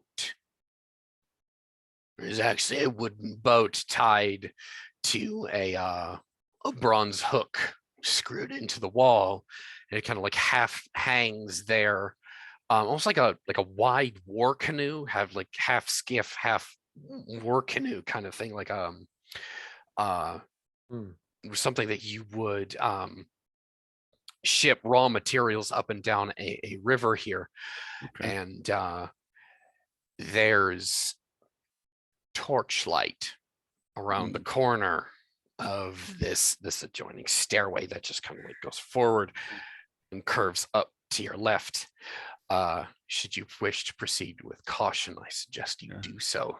Yeah, Halther will pull out his club and look up at this thing and try his hardest to approach quietly. He's wearing a bronze breastplate, right? Yeah. And his naked, he has a -6. Oh goodness. Does he also have greaves? I can't remember if you were able to purchase them. I just have a plated hauberk and a helm. Oh, So- well, that doesn't help either way. That's gonna be a 4 total. Oh, God's above us. Okay. Clangety clang clang up the stairway. No, Yeah. it's just not that bad. Yeah, Um, he's like placing his feet very carefully, but it's like foot goes down, you hear crunch. Take it. Crunch. Turn it. Evidently, there's a lot of gravel on this Yeah. stairway. Why? Why is there gravel here? It doesn't make any Yeah. sense for those of us back in the crevice. We He'll inch probably come- along. We inch along that way. Who is first? I think Haraka, because he has the torch. Yes. Okay. So Haraka continues forward. Who is second then? Okay. Then he's actually going to pass the torch to Beryl and creep forward as an assassin holding a light source is suboptimal for your guys' company. He creeps around this S-shaped cramped corridor here, and you begin to hear whispers in an alien language here, having a actually really a private conversation, but it is not it's not urgent or anything. It seems casual.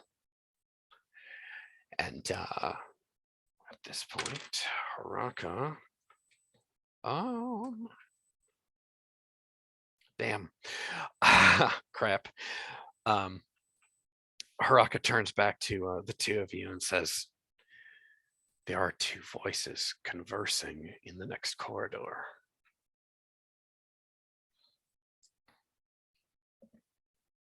What do they speak? What language do they speak? I do not speak that tongue. But, well, it's no mortal tongue that I'm aware of. It's certainly not Nemersian. He creeps forward and usually pokes out, not actually leaving the crevice. Like kind of like trying to do like the James Bond, like one eyeball peek around the corner, but as conspicuous as you can be with Fairfolk antlers. He peeks back. Oh, God's beneath us. Ukyon, there are devils amongst us. I nod. And I just gestured to weapons. I just gestured like we're gonna do this. How many? I only see two.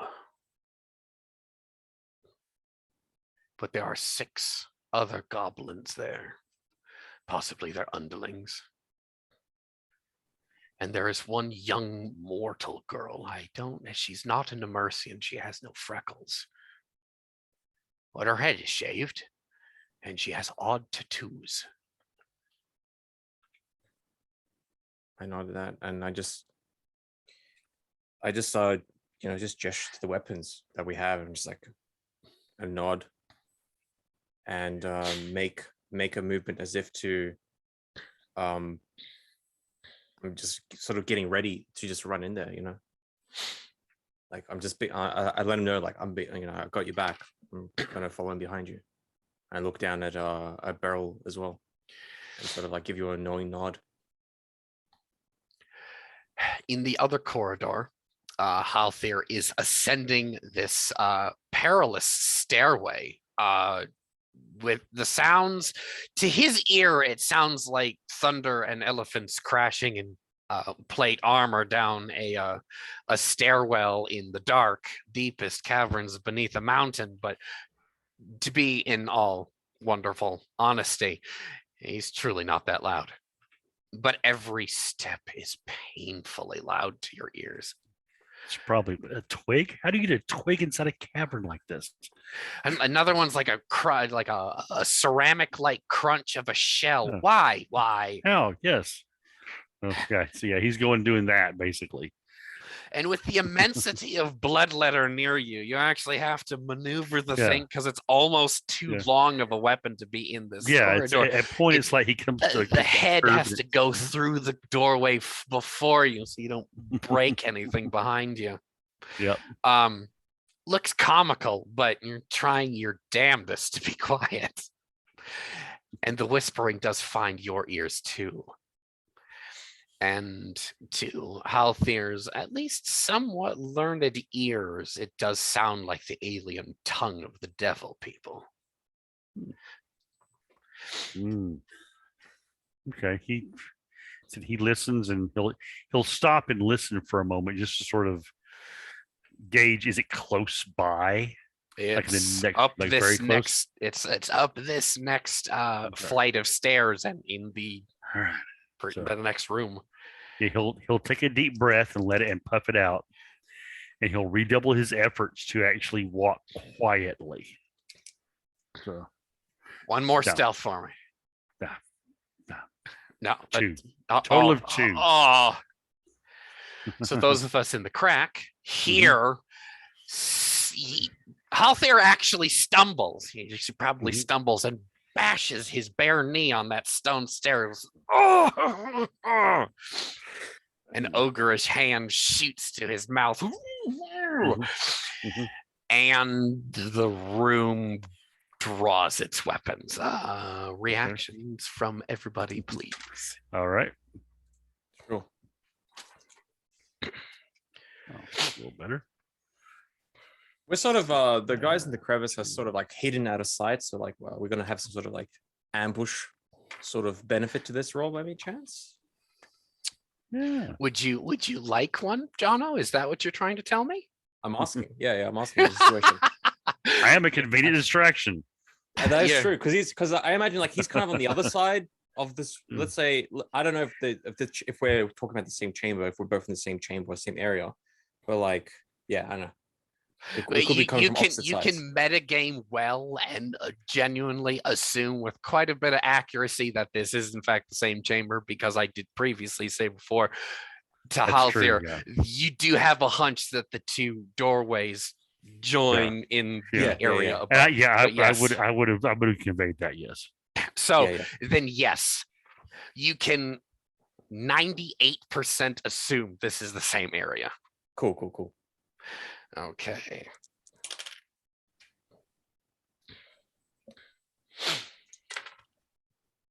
Oh God, this might hurt, ladies and gentlemen.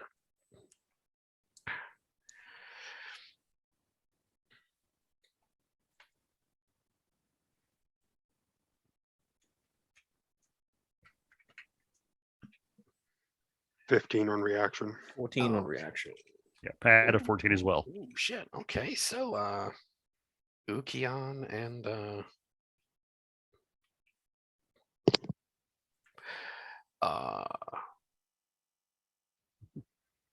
actually wait, hang on.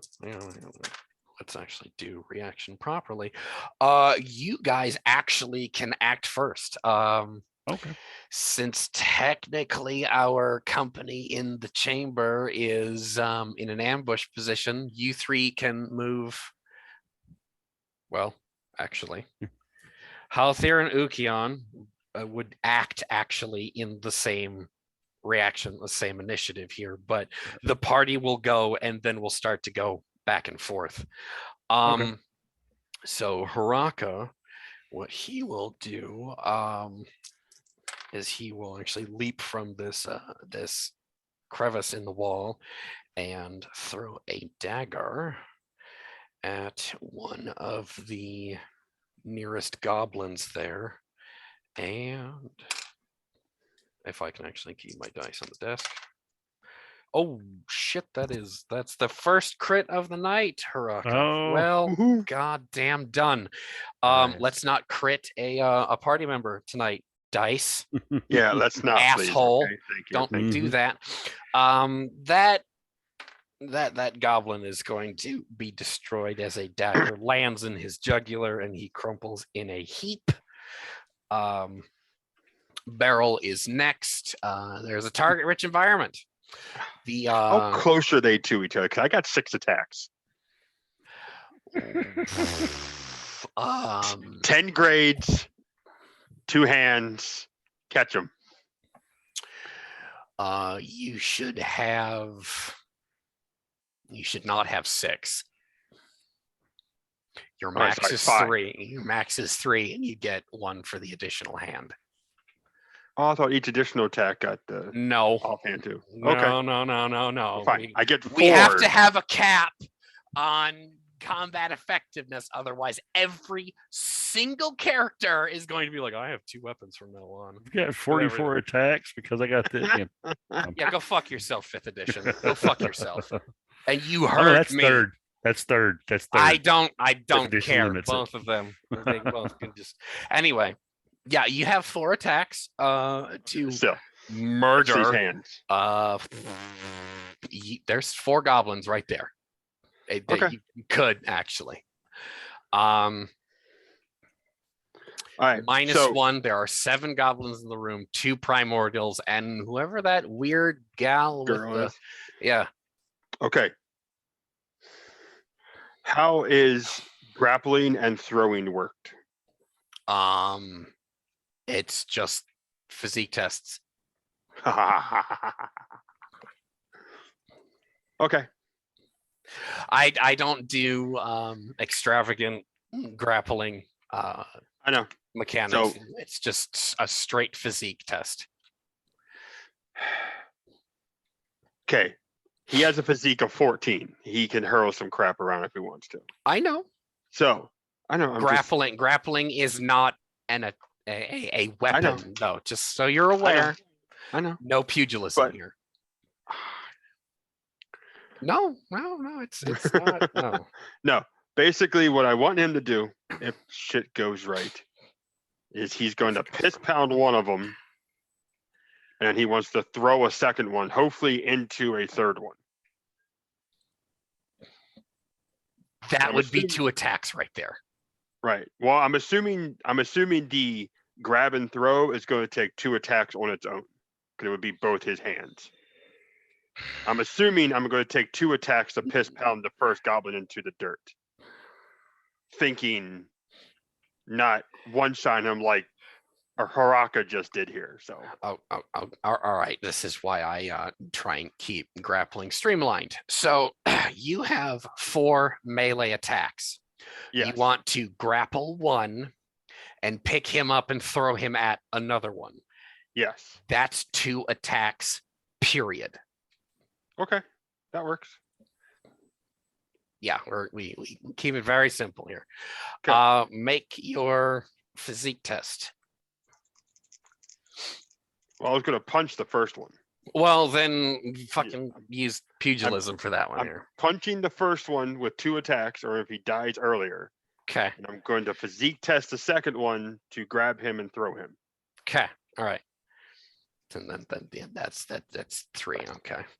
All right. We're trying not to use the filthy terms action economy. Ugh, Right. ugh. So 25 on the first hit. Yeah, no, he can't.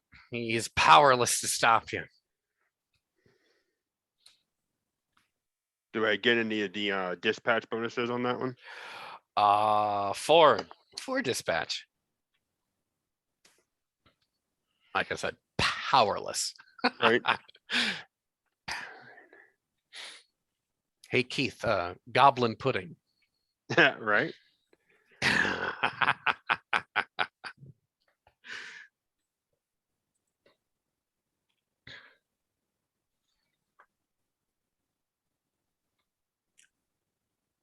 Okay. Damage is D8 plus physique modifier. Yes. Yes, the D8 explodes. Okay. If applicable. Right. So 15 on the first hit. All right. He's looking real bad, but he's not dead yet. That's fine. Hit him with the hit him again. Okay. He's got a defensive 16 for this attack. That's 27. So no, he fails that one too. Ow, god damn it. Okay. I get a +10 to freaking my attack rolls because of physique and how many weapon grades I have. It's not a pretty picture. Mm-hmm. It's a very pretty picture. Oh yeah. Painting with blood. Oh, yeah. Painting with blood. Jackson Pollock. Right. All right. Yes. And then 8 points of damage on the second one. Oh yeah, no, he's done. Whatever wet thud slap sounds when flesh hits flesh at whatever velocity you want it to, he's dead and then some. Right. Okay. Hold on. Try to get this mentally in my mind here for a moment. So basically, because I'm going to roll the physique test after I describe this. Basically, he's going to run in there, probably following Halfear's dagger as he sees it go off into one of the other goblins. And he's just going to rear up a couple of right-handers, and he's just going to smash this goblin's face in, probably down to the stone. And as he does this, when he does the second one, and goblin hits stone, goblin brains probably splatter everywhere. you can see him look over at the one to his left. And what he's going to do, what I'm hoping he's going to do, is he's going to grab him. The corpse. And no, he's grabbing a fresh one to his left. All right. He piss pounded the one to his right. That's Mhm. why he did 2 right hand. Killed that one. Then he's going to, if he has to take a step, he's going to grab the one to his left.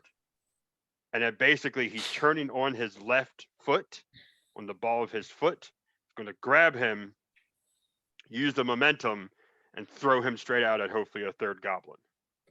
Make your physique test for that grapple.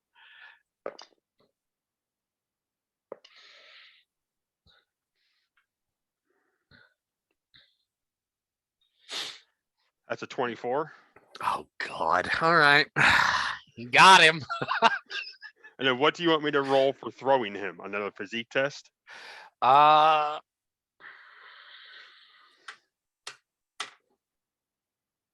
Yeah. And then, yeah. I give you that. Yeah. Another physique.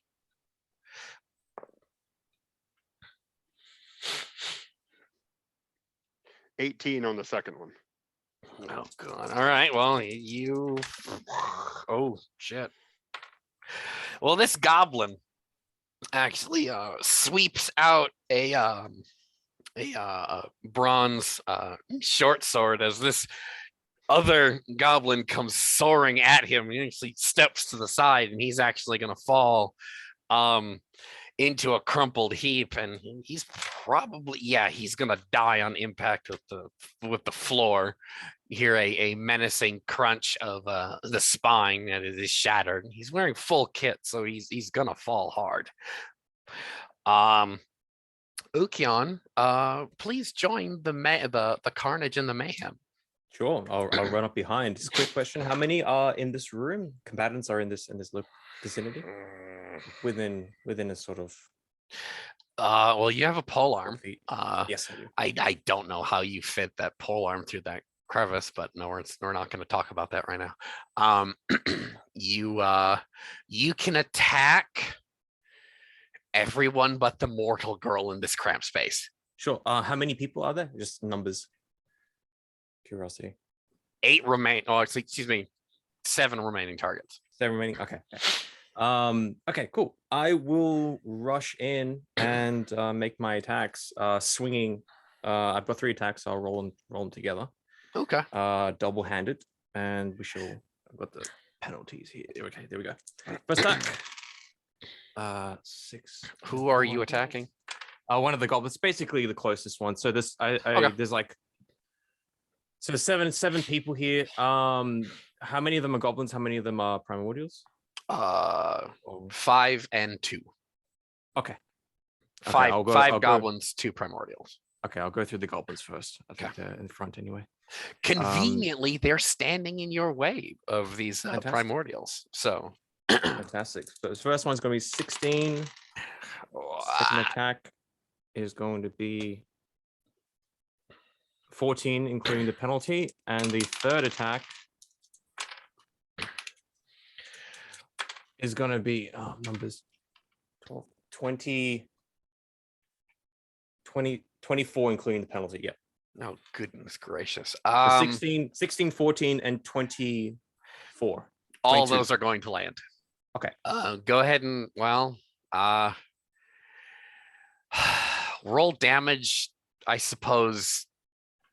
Yeah, individually. You're supposed to do attack damage, and do it that way. But yeah, no. Sure. Okay. I'll just roll the damage in order, so it'll Okay, go on perfect. that'll be easy. Okay. So first one. So first one is going to be. Ooh, that's bad for it. That's really bad for it. 9 damage for this one. 9 damage again for the second one, and oh god, 13 damage for the third one. Oh, for fuck's sake, dude! Come on now. 9, and then 13. Are you finished yet? He's. That's it. That's all my attacks. No, he is dead and then some. Would you like to describe how you dispatched him, please? Yeah, definitely. As I'll run in,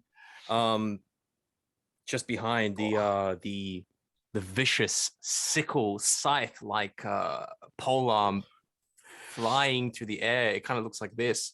It's got like a double-edged curved blade, much like in the shape of a crescent moon. It has a vicious prong sticking out of it. So I come in swinging like a baseball bat strike, hitting it across the jugular, and then as it crumples, I then bury it in his chest, and as it gurgles once again, I just come back, I just bring it down, beheading it like a headsman's axe, this long sort of curved weapon, as the despicable creature dies in screaming in agony, its cries echoing forever in this dark place, as I then spin around and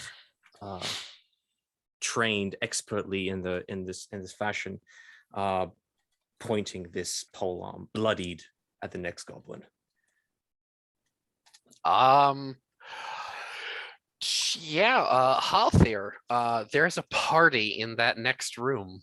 Could you RSVP yes for us, Yes. please? Yes, he actually, as he stumbles down and that scuffing happens, and he hears the sound of the conversation go quiet. He at first is like, "Oh crap," and then he hears the thud of the blade, the smashing and the slicing, and he charges in. How many goblins are left? Like one or two? Four. I killed Four? one, so yeah. Yeah, Okay. four. Yeah, so You're quickly taking them out, actually. he'll charge in, take a quick assessment of these four, and he's gonna basically reach out and touch, well, as many as he possibly can with his club. I don't know how the swinging area is in here at the moment, if it's going to be a shorter swing or not. But This would be a cramped space for you. okay, So it'd be a -4 to your attack, all right, no problem. All right, first attack then.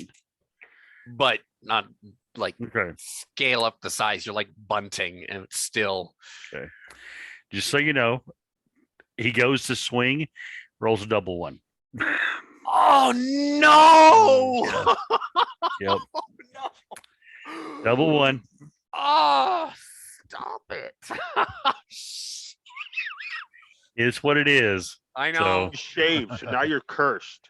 So that possibly is the Shaved case. and now you're cursed. Yes, very possible. Get that So pulled what up real happens? quick. Oh yeah, the Um, crit. Hang on. Yeah. Mm. Let's see here. Let's see on that crypt table. Okay. So shall I roll for it, Jim? No, I got you. I got Okay. it for you.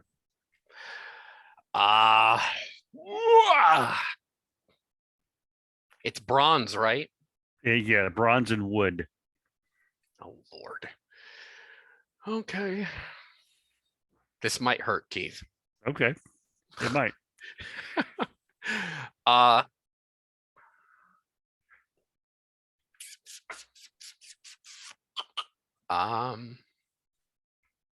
Okay. What's gonna end up happening is it's gonna go down in durability here. Luckily, bronze has actually 40 durability. That's actually pretty nice. Make me. Well, actually, no, you crit failed. Yep. So probably happened is he went to charge out of this area into the thing. It was cramped. He went to swing, and as he came over, he cracked the wall with it. I'll see it attack the stone. God damn! I don't want to break it. It's come on. Okay. Don't be that way. Well, I'm saying not like a slam right in the stone. Maybe he went to swing it, and it sort of clipped the wall as it There's a came around. blacksmith in the party. Yeah, and Okay. threw his aim completely off and sort of made him stumble, and shoulder got it, thrown on the wall. And he's like, Well, I did roll on the crit table. You did in fact damage the weapon, so it goes Okay. straight to durability. Okay. Should I roll damage and take it off the durability? Well, what's your physique score or your physique modifier? Excuse Oh, me. my physique modifier is a +4. All right, well, then I'll do it. All right. It only takes 8 points of durability damage, All right. so you're Note down that. to 32. Okay. All right. So right, you're going to lose your turn for that Yeah. round, and now we go to regular combat. Mhm. And here the primordials can retaliate with their fallen slaves. One of them retaliates. He sweeps out what looks like a curved, almost a scimitar like blade off of his belt, and he's going to attack his closest target, which will be Ukion, actually. Hence. Oh fuck, that's double ones. What? Yeah, that's for double ones. Double ones. Oh my god, guys, stop it. Is this campaign just cursed now? Is that just I- Someone Ouchie said time. something earlier today about this, so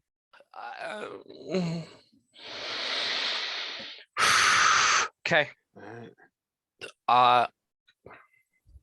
Well, this particular primordial actually attacks you for a 32. All right. Yeah. So damage suppress. I've got damage suppress of 5. Okay. Does that work against a critical fail though? If you get crit upon, you don't get your damage suppress. But if you crit on your defense, Yeah. shit, Keith, I don't think we've ever had that come up. Yes or no? we have it, but I wouldn't penalize you on your in that situation. You just he can't defend himself. So is he helpless? I would say he just gets his basic damage suppress bonus, not his D8. So Oh, yeah, so you he get to doesn't roll get it, his yeah. armor test. Right. So it would be whatever the armor rank Oh, is. He just gets yeah. straight suppress. Yeah. Just straight suppress. Oh, that's actually real slick. Keith, write that down right now. You are wearing a Aye, aye. wooden breastplate. Yep. Breastplate. It's also I've also got wooden greaves that add an Oh. additional. That was from the fake Arbiter loom that added like Yes, additional. yes. And we are in fact doing advanced armor mechanics for this campaign. So greaves give you an additional. So he's got 5. He's not wearing a helmet, is he? Nope. So straight 5. I think so. Fucking tastic. Well, that blows out his dispatch. At least that helps. Oh, stop it.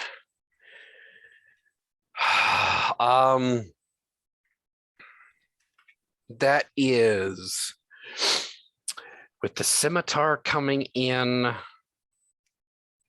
Oh, Christ. 16 points of damage. Okay. Um, That's really brutal. I'll register that. I'll sell that. Are you in the quick? How many vitality points do you have 10. left?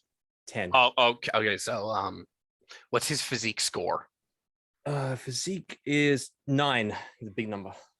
Oh, you're really quick. You're really close to actually being bloodied. Okay. Yeah. Is once you actually start getting below your physique score, you start taking penalties to like combat effectiveness, attacks, yeah. defense, that sort of thing. Yeah. That's the quote quick or bloodied state. Yeah, that's cool. I like that. That's awesome. Okay, yeah. He's So what actually kind of attack? this is going to be an over the shoulder chop. It'll probably land on whichever shoulder is actually forward when Yeah, you lead Probably with your left pole side. arm.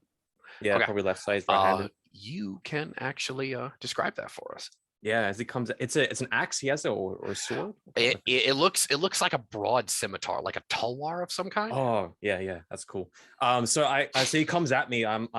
He comes at me rushing. He makes a strike. I deflect it. He makes another strike. I deflect it. I then spin and turn, but I get caught.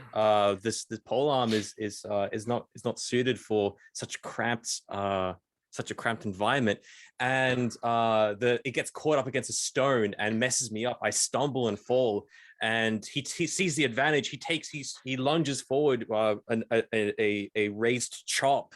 I raise the polearm high to as if to try and deflect it. However, because I stumbled forward, I'm just not able to get a clean block, and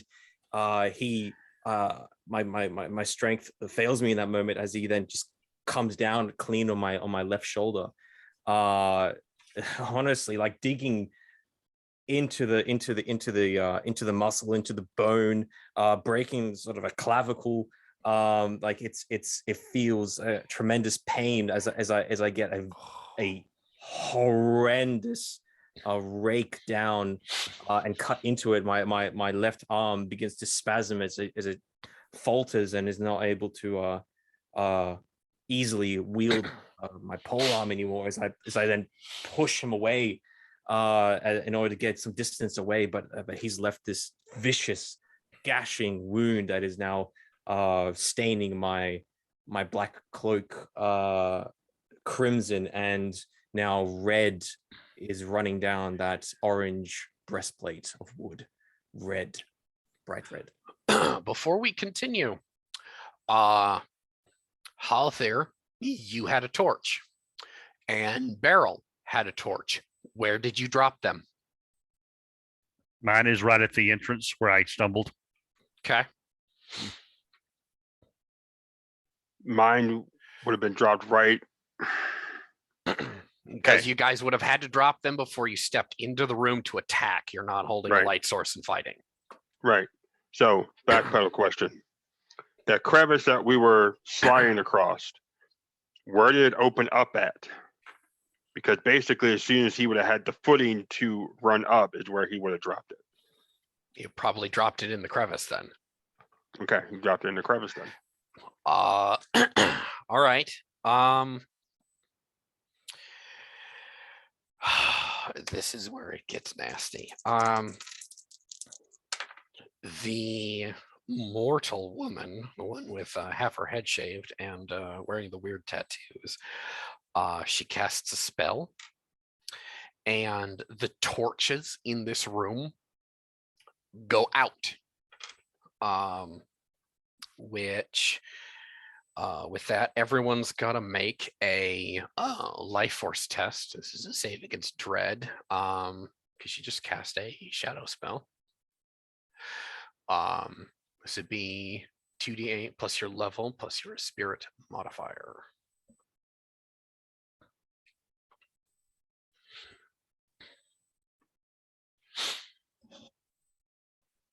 $26.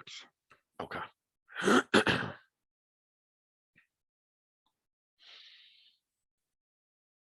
shit. Okay. Well, Halthir and Ukion, you're both going to take actually 4 points of dread. It's really damn spooky and not that is not fun magic what she did. The kind of the guttural language that she used to cast that spell does not sit right in your gut and you feel a little nauseous. Not so to the point where you're going to break and run away. Ukion, she is dealing with some foul magic here, and you feel it a little bit more profoundly here. The other 2 goblins are going to attempt to take care of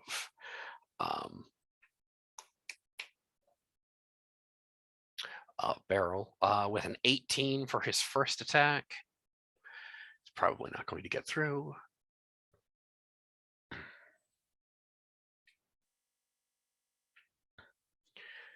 19. All right. So just barely. It's probably going to skip off of whatever armor he's wearing. The second one is not going to get through with a fat 12. Oh, it's a big 12. It's really big. It's almost a 13.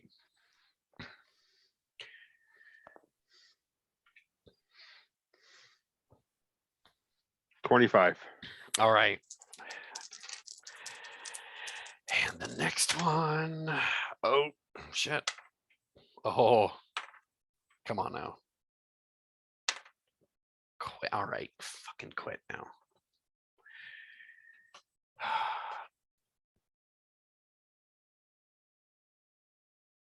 $33 for that last attack.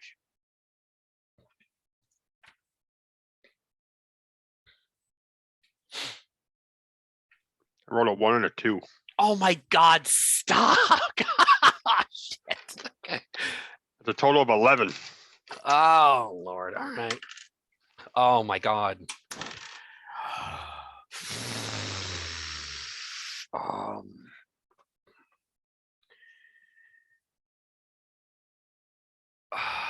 God damn it. You have 31 points of vitality damage coming in. Please roll high in your armor test.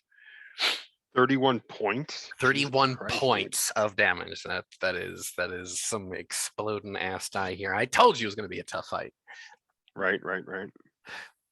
My dice are all over the place. They'll roll low and then they'll roll high the next round. I'm kind of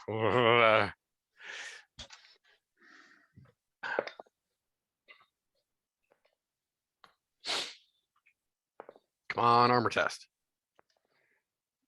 Come on. 29. All right. So you take 2. Nevertheless, that was a very hard hit that just barely punctured through whatever armor you're wearing. You're in pain. There's no way around that. Now, hey, Ukion, help. Yeah. Since now technically Ukion and Halthir are going on the same round. Oh, If okay. you guys want Top to of that. negotiate between the two of you, how you guys want to do this? Yeah, let's jump over the healthy. Yeah. Jump over the healthy. Okay. Let's see what you're doing on that side. Okay. Well, I'll tell you, as soon as the light goes out, I'm literally just gonna start swinging at whatever's nearby. Oh no! Oh my! Well, Oh no! Shit. Here's the reason. He is an inexperienced warrior. Yes. So that would be because it would be basically he has some dread that's hit him. Yes. It's dark. Yes. He is gonna swing and try to back up. The thing is, now this is player and this is player knowledge. One of those primordials is the guy that you're after, and he's locked in mortal combat with Ukion, and those two are closest to you right now. Yeah. So yeah, he's gonna swing. I'll make the roll. We'll see what happens. Please don't kill Ukion. I'll try not to. Please don't. You're gonna make the narrator cry. No, the dice will make the narrator cry. Oh, fuck not me. Make your roll. All right. So that is going to be, let's see here. That is going to be a 19. Okay. Hang on. Hey, just be cool. Yeah. Hang on. Okay.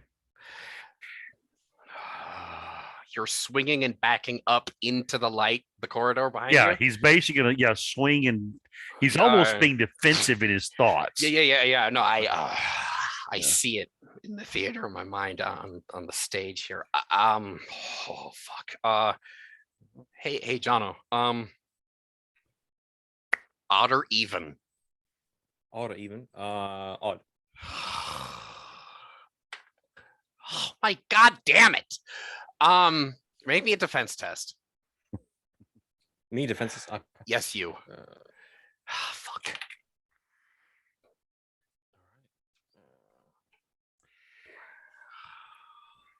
I have been building this session for 3.5 weeks. I think 19. Perfect. What? 19. Ha! Yes! Tie goes to the defender. Oh, there we go. Ukion, So he please attacked. Oh, tell okay. so me how close that rush of air is. Really close. I get taken along with it. I actually move with the wind. That's how He close. gets sushed by the I pressure get of shushed. Yes, yes.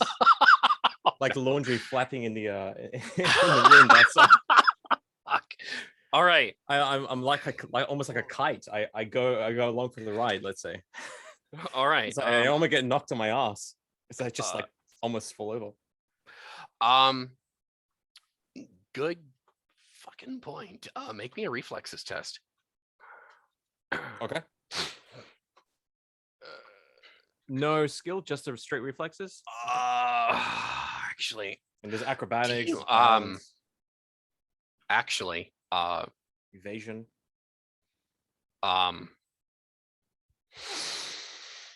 Make me a balance test. Sure. Actually, balance. Oh my god, Keith, this is how I am. I keep thinking that reflexes is a skill, but it's broken down to acrobatics, balance, and evasion now. Okay. Yep. 14. You are able to stay on your feet, but you duck. You get kind of like smushed into the stone floor, but you still have Yeah. your pole arm. Almost in an awkward corner. Yeah. You, however, do look up into a pair of baleful yellow eyes glowing in the dark, and clearly he can see you, and you kind of see him. Oh, his eyes are glowing. That's cool. I know Yeah, what it is. it's scary at that point. It's not necessarily a fear test level scary. He can do that next turn if he wants, but there's some shit here. Yeah, right. So the goblins went. It's actually your turn, Ukion. Okay. You guys technically go at the same time. All right. Yeah. Okay. I'll see his yellow eyes, and I want to try and deal with him. Stab between them. You're right. But you're kneeling. Punch him in the balls. Something. Yeah. Okay, so I'm gonna try my 3 attacks. First one is going to be a 19. All right, he got a suppress on that one, so he's only got an 8. Okay. That is for dispatch. Okay. So 4 dispatch plus 8 for damage. So that's gonna be 8 damage. Okay. First attack. Oh yes, finally. And I got 1 after it.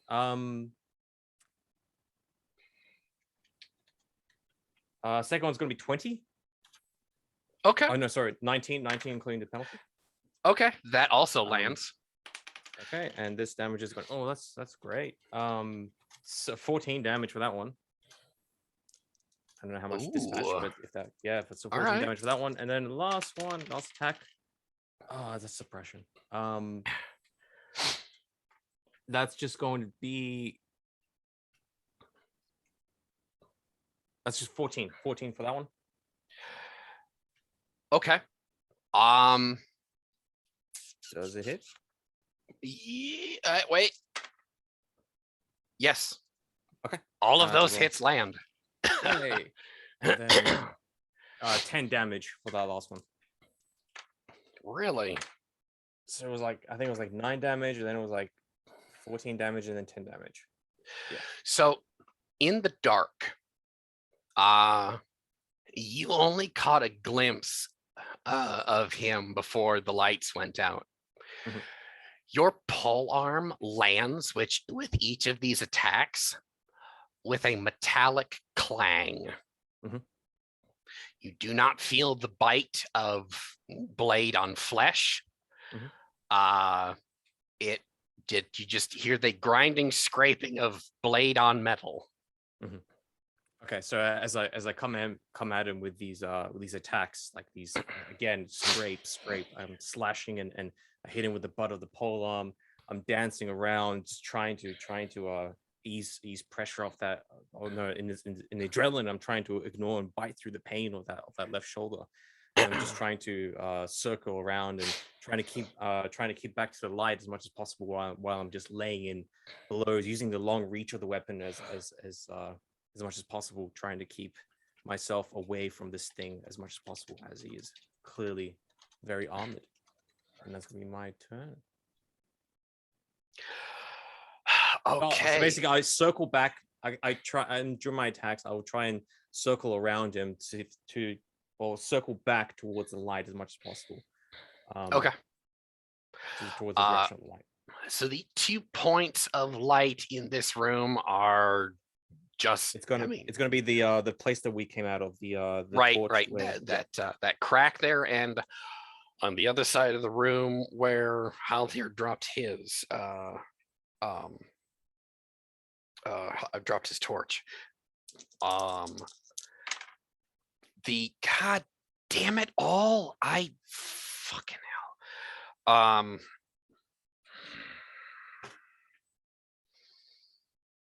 Hey Keith, did we actually go on to do criticals on spellcasting tests? I don't think so. Does it just mean that the spell Takes goes effect exactly how you want it to be. Yeah. All right, fucking fine.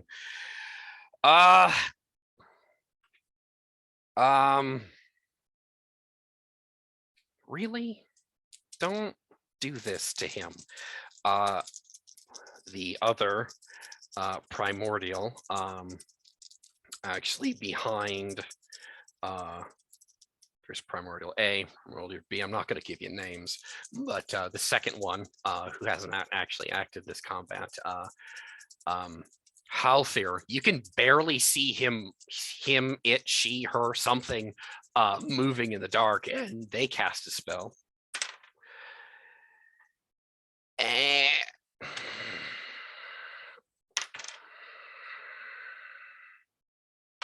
Oh, please don't.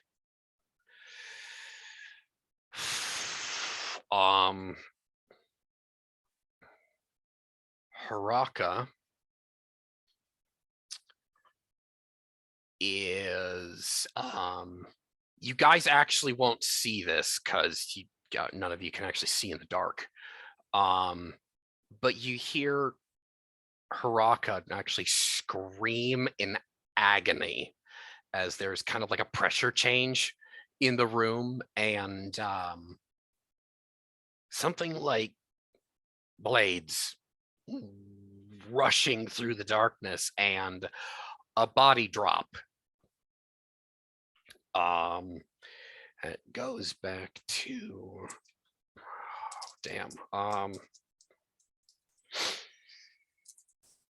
Sorry, just before that, Haraka did go before myself and Healthy. I think he had a. Oh, I'm aware, but Okay. Haraka is no longer with us. In case he wasn't because like it was his turn, there was my turn. Oh, I know. What's reaction order? Reaction order is the 2 primordials. Barrel, you and Halthier, Haraka, and the goblins. Oh, okay. He's at okay, no worries. Yep. I thought it was okay, then I got skipped. You did actually get skipped. You can actually go as the Haraka's streams die. I'm sorry, this combat is actually kind of going against my plans for the session. Please continue.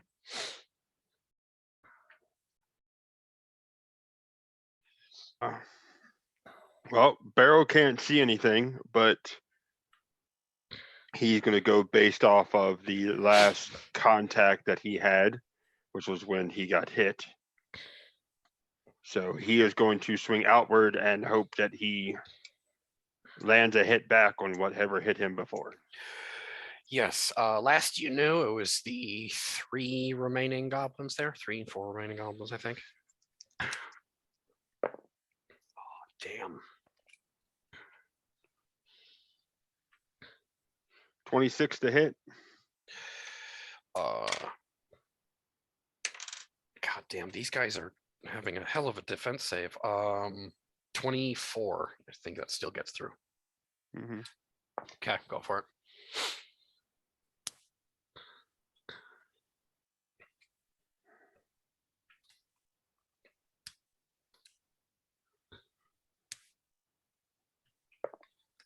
That's gonna be 17 points of damage on the first one. He has 17 vitality, so he's gone.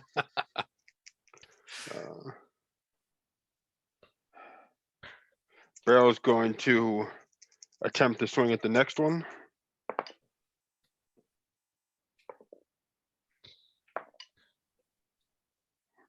$28 on that one.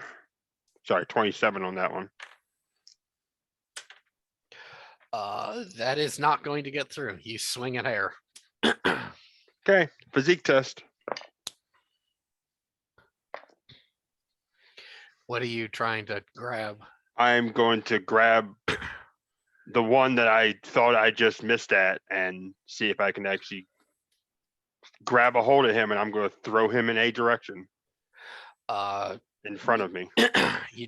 There's nobody there. I don't know what you're grabbing at. Like I said, he thought. So Oh, he's okay. Well, he just then he'll actually just try to move backwards toward the light okay. as he hears Haraka scream. You step backwards and you actually step on his wrist. On whose wrist? Haraka's. Why was he that close behind me? Okay, I guess I step on his wrist. And I kind of jump forward again because, oh shit, I just stepped on a wrist. It didn't move and he didn't make a sound.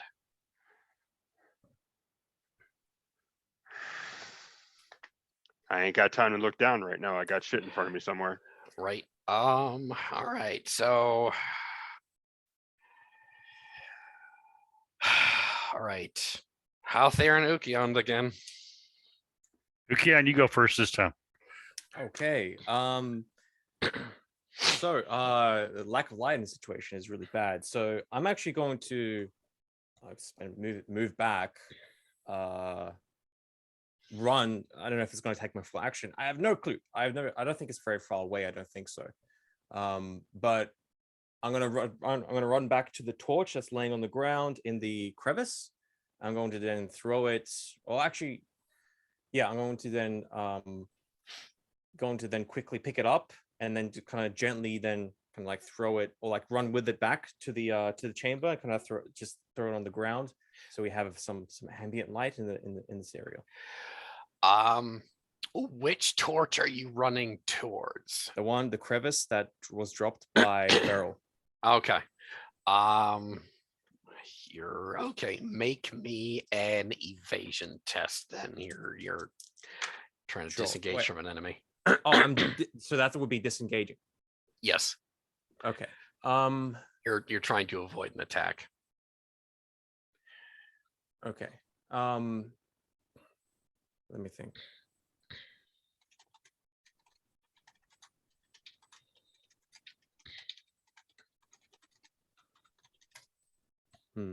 Is there any way I could do that safely without having to roll an evasion or anything like that? Now spending actions, he's by, standing like right there. You're kind of in each other's faces. Okay, sure. I have to try and do that. All right. Let's see.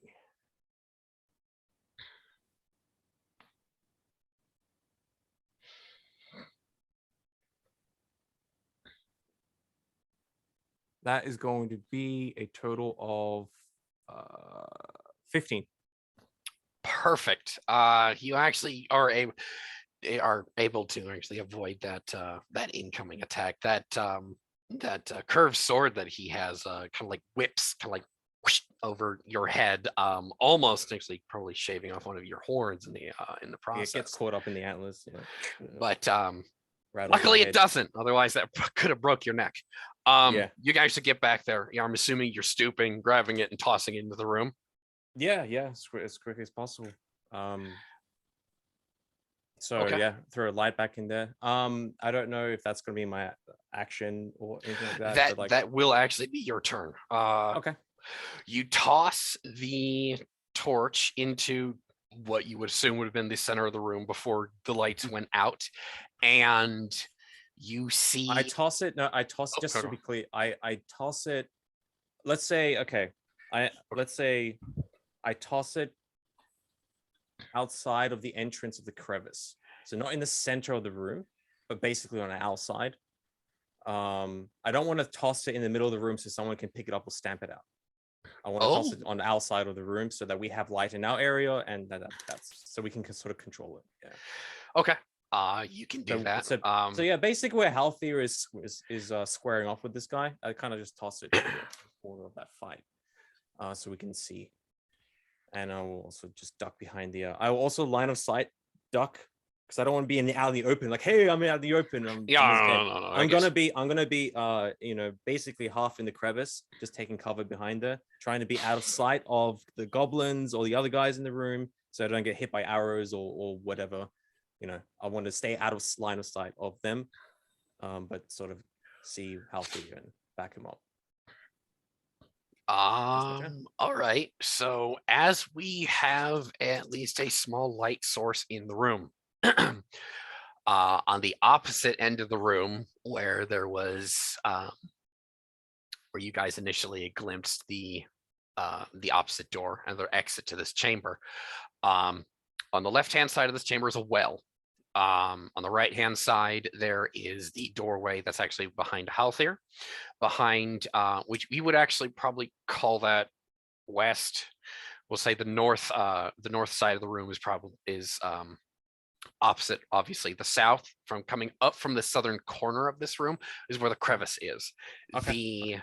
The well is actually in the east, and before the torch actually lands in your guys' midst, Ukion, I need you to make me a defense test.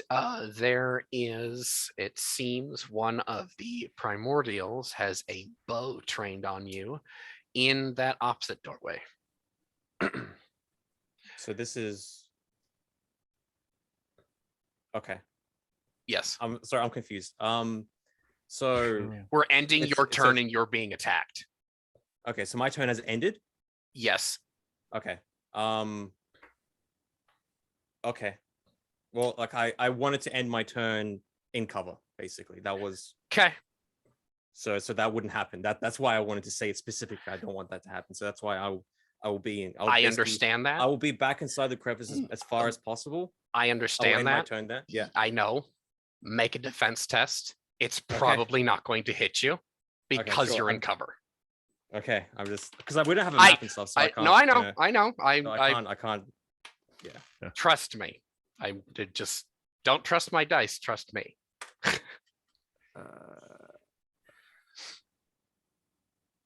Let's see. 20. Oh God, no! It's the attack is an 11, and you get a bonus for cover. The arrow is just going to break on the wall next to you, and what you guys see in the gloom of this room, as everyone has made a tactical retreat through that doorway, the room is now empty. Okay. And now it's technically Halthir's turn. That's why I put it that way. They would have retreated before Halthir would have acted. Yeah, Halthir steps in and where'd they go? He sort of drops his club down and looks at the rest of his companions there, and then he says, "Oh no, not another one!" And he drops his club down to the floor and almost stumbles across and lands on his feet, right there at Beryl's feet, basically, and reaches down towards his feet. Who are you Right. reaching forward for? Our fallen companion, Are there still, Um, I'm sorry. the one yeah, that are there Beryl still just enemies stepped in the on. room? So the enemies have retreated? Seemingly, you don't see anyone else in the room besides your companions. Right. Would Healthy have gotten an attack, like basically an attack opportunity, I guess, because They're they not here. disengaged? Okay. Okay. All right. So yeah. It makes you wonder if they retreated before and we were seeing illusions. Bear will light another torch. What happened? Where? Come back into the room. Are there bodies on the ground? The slain goblins, yes, and Haraka. Which is where Halthier is falling to the ground next to Haraka. Because you said Beryl had stepped on his wrist, so I would Yeah. assume he was right there. Yep. We have to move him. We have to get out of here. We don't know where did they go. So I'm like, I Ukian just don't thinks know. they just they just Is there- disappeared. Yeah, is Magic, there So is there another interest in this room other than these two?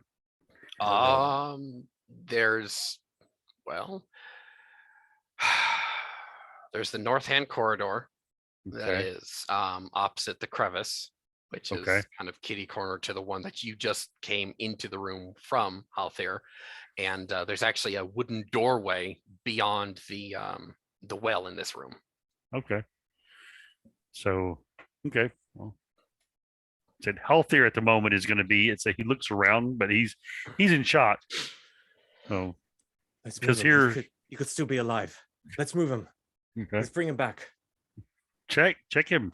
I don't know what to do. And his big hands, feeling around for the wounds. Mm. Haraka, wake up. I will go to He him and I'll looks see. like, once you bring a torch over, he looks like he's been through a blender, Hmm. actually. And he's bleeding from all of these gash marks. Actually, these lacerations. He looks up into Halthir's eyes and kind of like very weakly lifts his hand up, kind of like to take or like something from you. Hold his hand, do something. He I don't does, know. yeah. He reaches for his hand, takes it. He smirks through the blood actually pooling in his mouth, actually coming out from the sides, coughs blood in your face, Mhm. and dies. Another one. Yeah. Yeah, Halther just basically bows his head, and you can sort of see the restraint of him not literally screaming in rage, because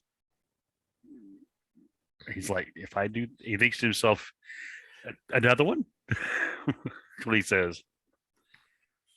You feel a hand on your giant shoulder. I reach up, even though you're on your knees, I reach up to your shoulder and I try to put my hand on your shoulders and I try to shake you gently. We have to move. Let's move him. Let's go. Beryl, you're fine. Can you walk? Can you move? Barrow actually start moving toward that wooden door. Yeah. Halther will take a deep breath and he'll look over to Ukiah and he'll say, "Thank you, my friend."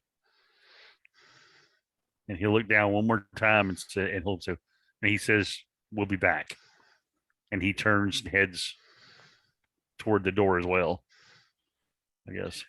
The door is, that heavy door is in fact unlocked. Okay. Ukiah? There were still more of them and they had a sorceress among them. I don't think Yes. we're in the condition where we can fight them. So I'm not going to be of much use with this shoulder. Do we retreat and try to come back later? And I mean, it'll be twice as hard to come back in then. How many of them are there? I don't know. What do we think? Beryl, what do you want to do? What do you think? Barrel's actually at the door, Yeah. so Yeah, I'm at the door with him. You know, Oh, Yeah, he came you with- guys yeah, left. came with. You guys left Haraka there on the floor. Oh, okay. All right. We had good. to come back for him. Yeah, we had to come back for him. Did anyone shut his eyes? Just we're kind No. of busy. No, okay. kinda Perfect. busy. we didn't. Perfect. We're kind of Perfect. busy. It's well, I had asked for my theater of the mind. I just want Oh. to. Yeah, never had. Yeah, didn't really have the chance. So Okay. Perfect. We're stacking up on this wooden doorway. mhm. Yes. So, Who's And first? I asked Beryl, Yeah. what do you think, Beryl? Yeah, I think Barrel's the first in the line. Oh, Let's do it. like Beryl had his hand on the door right before you said, "Should we retreat?" Mhm. So he's literally gonna look back at you and say, "You're the captain." Yeah, Into look the at- breach. I look at Beryl. Does he look? Do you look messed up? Do you look badly damaged? I don't remember. Oh the- hell no! He looks fine. I got like What a he dent has in is my a shoulder. Or something. superficial like Oh, you're being paper oh, yeah. cut. Okay. so. And Okay. Halter's looking no worse for wear than what he was before. Okay. Oh, Weapon yeah. has a dent in it though, which he like Beryl kind of looks down and say, "Kids these days, geez." Yeah. Are we so going? I'm and I nod and I say, if you feel up for it, let's go. But I'm fucked. So I'm leaning on the pole arm. As I'll have to stay behind. Beryl rip open the door. What's behind it?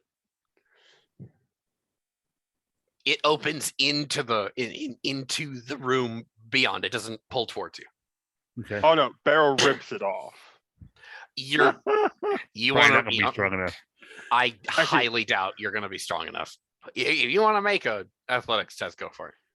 But I highly Actually- fucking doubt it. I'm actually laughing if I pull this off too. Roll a 40. Be so fucking mad if he rolls a goddamn 40.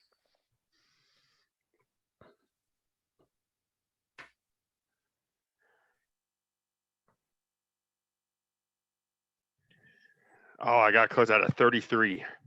Okay, yeah, no, Oh. you just shove up in the door, open the door angrily. Okay. Yeah. Well, like Uh, like he'll try to pull it toward him. See that, then he'll just shoulder backs it into the wall inside. Then Okay, as the door swings open, make me an evasion test.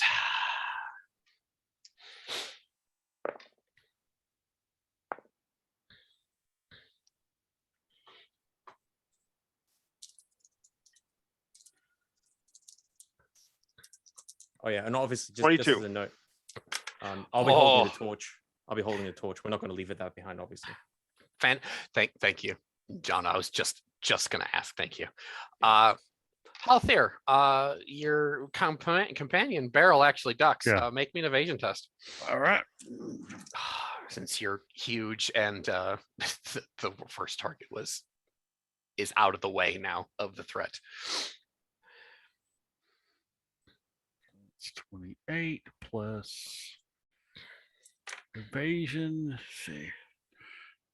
So I am looking at, see with that, a 31. Oh, that is a Exploding quick dice. ogre. Exploding dice. It was like,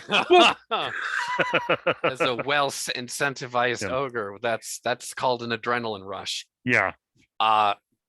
As a bolt whizzes past you, and Ukion, this goes right past you. You actually feel the airbrush of this dart roar past you, and shatter on the opposite wall in this in this room, revealing a storeroom. Okay. Nothing in, no one in there. It doesn't look like you don't see anybody in there. Beryl, having the engineering mindset, would immediately trace the line that the arrow came from, and see what the mechanism was. How do you have engineering in this era? Do we not? Is engineering not part of the skills we can pick up? Not in the prehistory, no. Okay. Okay. I'll have to change around some stats later on then, or not Okay. stats, but a couple skill points later on then. Still, Okay. he has fucking blacksmithing and craftsmanship, and either way, he's gonna go freaking see where the frack it came from. There is what looks to be a trap rigged up in the opposite wall here.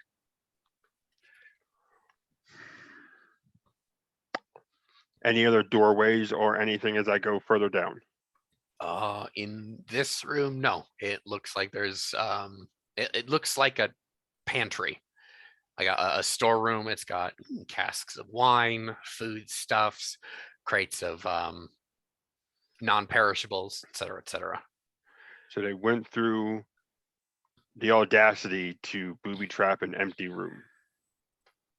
Their supply room. It's their food. I'd maybe trap it. Especially if you have somebody who goes in there and decides that they want to start taking for themselves within your goblins. Yeah. You know what? Barrel's feeling petty. He's gonna light another torch. He's gonna throw it in there as he walks back out, and he's gonna go down the hallway.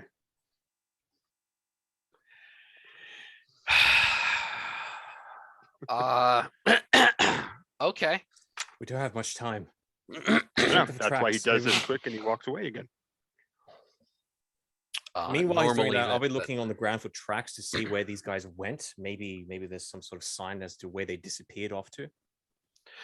No clue. the other corridor.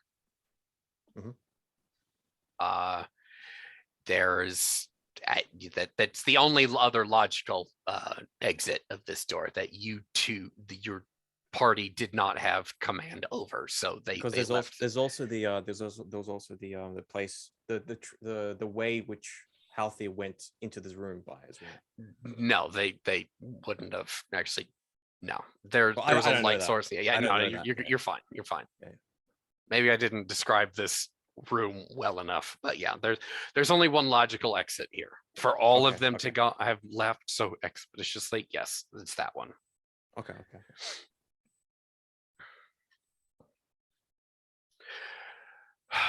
So you guys continue on, I'm guessing. Unless Ukion Yep. says we retreat now and just come back later.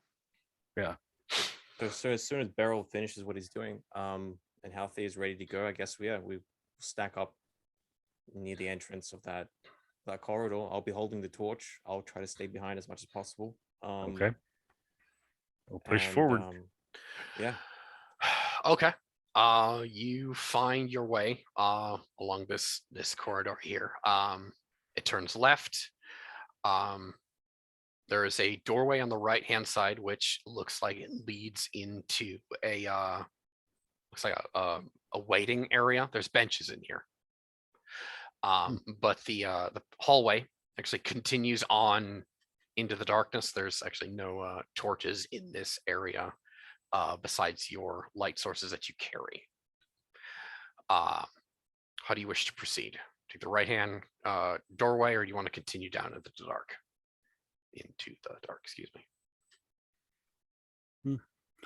Poke the head around the right hand corridor, and you said it was like a Looks like a waiting room. There's like A waiting benches room? in here. Yeah. okay. Just do a quick scan, make sure there's nobody hiding, like behind a bench or anything like that, and then okay, if it's clear, head on down. I want to try and listen if we hear anything from down the corridor, or if there's if we hear Okay. anything in this place. Good idea. Go ahead and make me an awareness test, Ukion. Go Good ahead. call.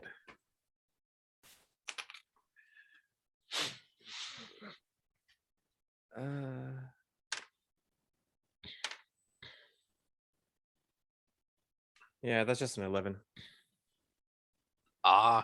Yeah, nothing actually reaches your ears besides the sound of running water somewhere, possibly beneath you, echoing down the hallways. I don't say anything because I didn't hear anything, so I think it's pretty clear, or they ran away or somehow.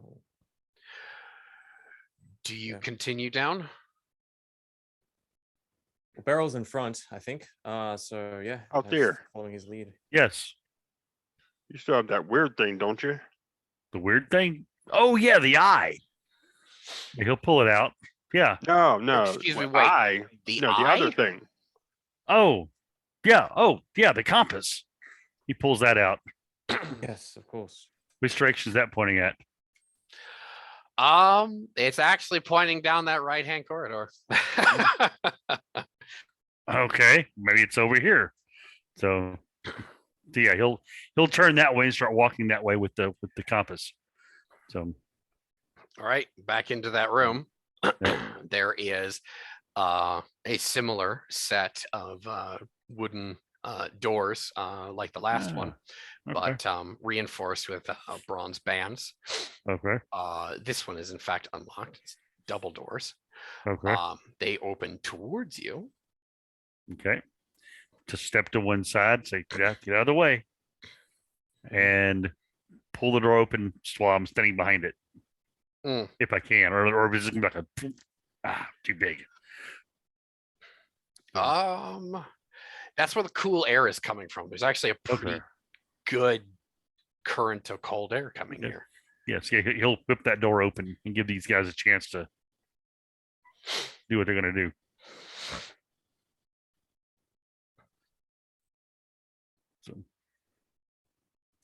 So yeah, if it's pointing that way, yeah, I'll just go out and do I see anything when I go out the door?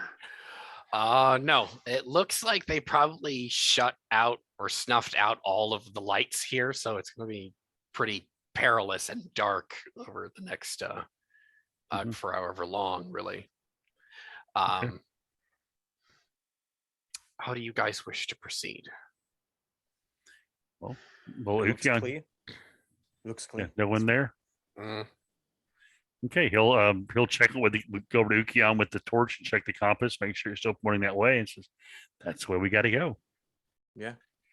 If there's, so you mentioned there were like torches here, but they've been snuffed out. They've been snuffed out. Okay. Yep. I'll grab an extra torch. Start lighting it back up again as you walk. Okay.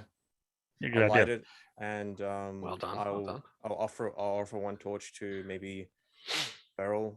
Beryl, you've got like you have like two weapons or two-handed sort of weapons. Is that right? Yeah, he uses his fist. He uses fisticuffs.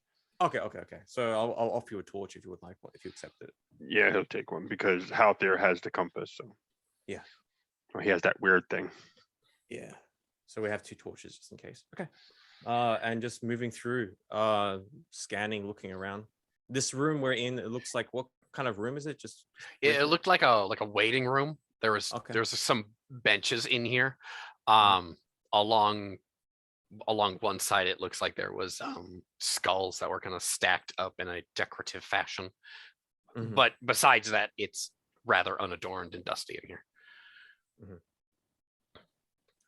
As you go down, enter that next hallway, it actually S-curves until it spirals up into your right. And Halthier specifically, you remember a spiraling corridor actually from the stories going upward. You find your way, spirals, it turns twice back around upon itself, which you feel like you're actually ascending quite a bit here.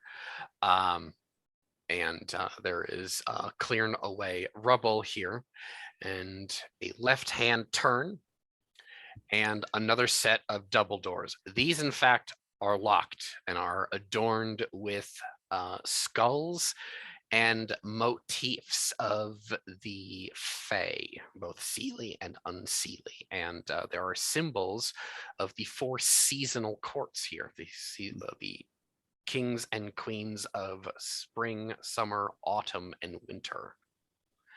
I remember a doorway like this in the stories. But you say it is locked. Do they have hinges on the outside or no? As invisible. It would be on the inside. Okay. You guys would be outside. Yes. No visible hinges. Okay. Yes. Yeah. Sorry. Okay. All right. Make sure that I was understanding you correctly. Yeah. So, well, he'll of course check the doors. Notice they're locked. Look back at Beryl and see, when I try this. Okay. He gently puts. Still pointing. Yep, it's still pointing inside. Yes. Okay. He'll gently put that into his pouch. He will take blood letter in both hands, and Use it like a battering ram. Okay. You may attack the doorway. Go Okay. for it. I attack the door. It's, Does it dodge? No, it's got a. It's going to attack you. Roll defense. Yeah. No, it's a There's a gazebo, it kills story all there. of you. There's a story there about Gimmick. the door. One of these days, I'll tell you. Okay. No, So, it actually has a static armor. I was about to say static AC.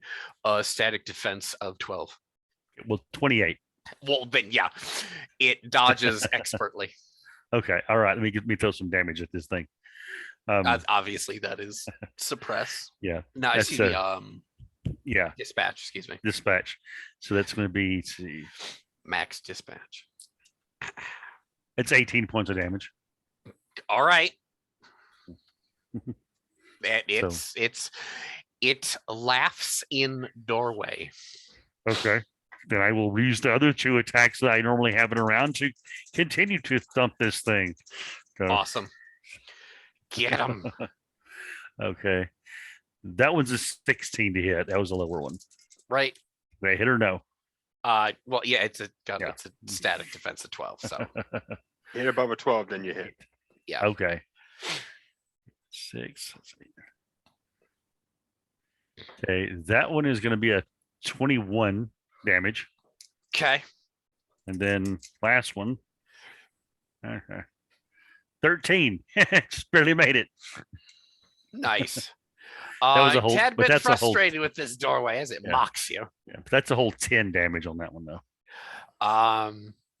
With the signs of wear on this doorway, with more of this, it probably would crash in eventually, Okay. but it will take some time.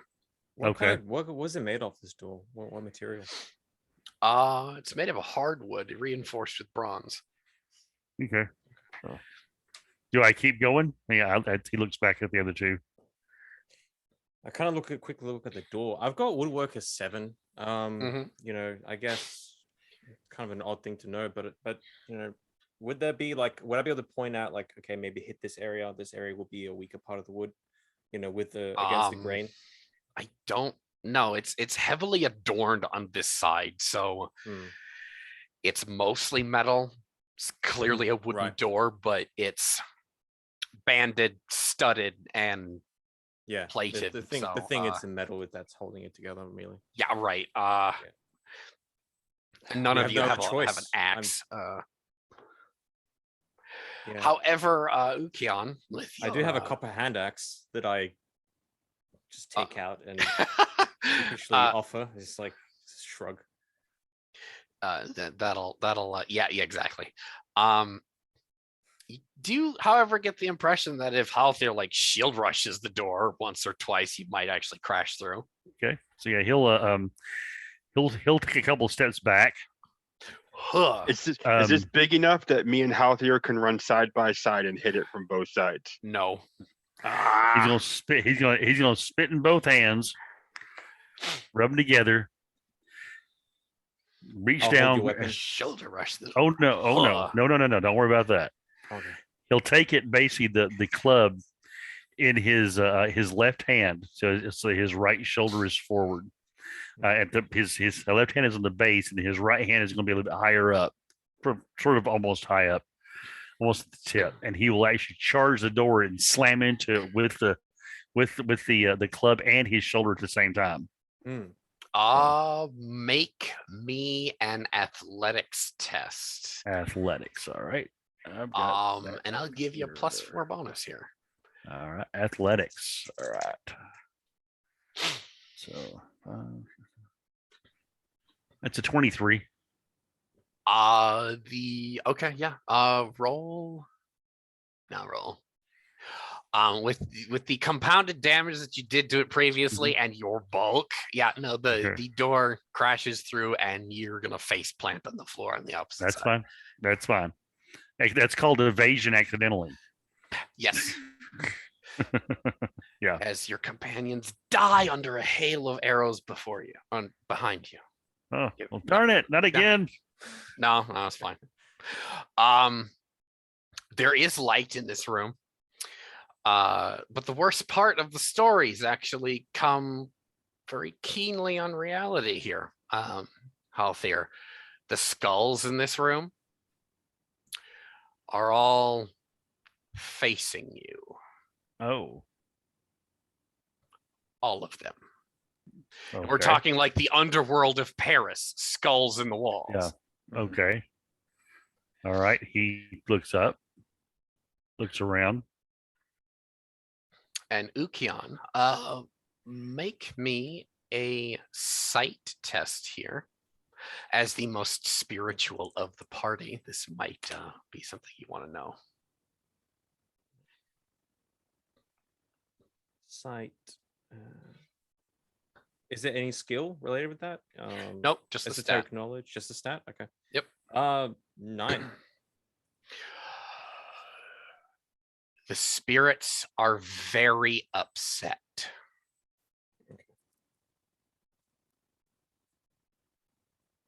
This place is dangerous. There are spirits here. They are angry. Extremely dangerous.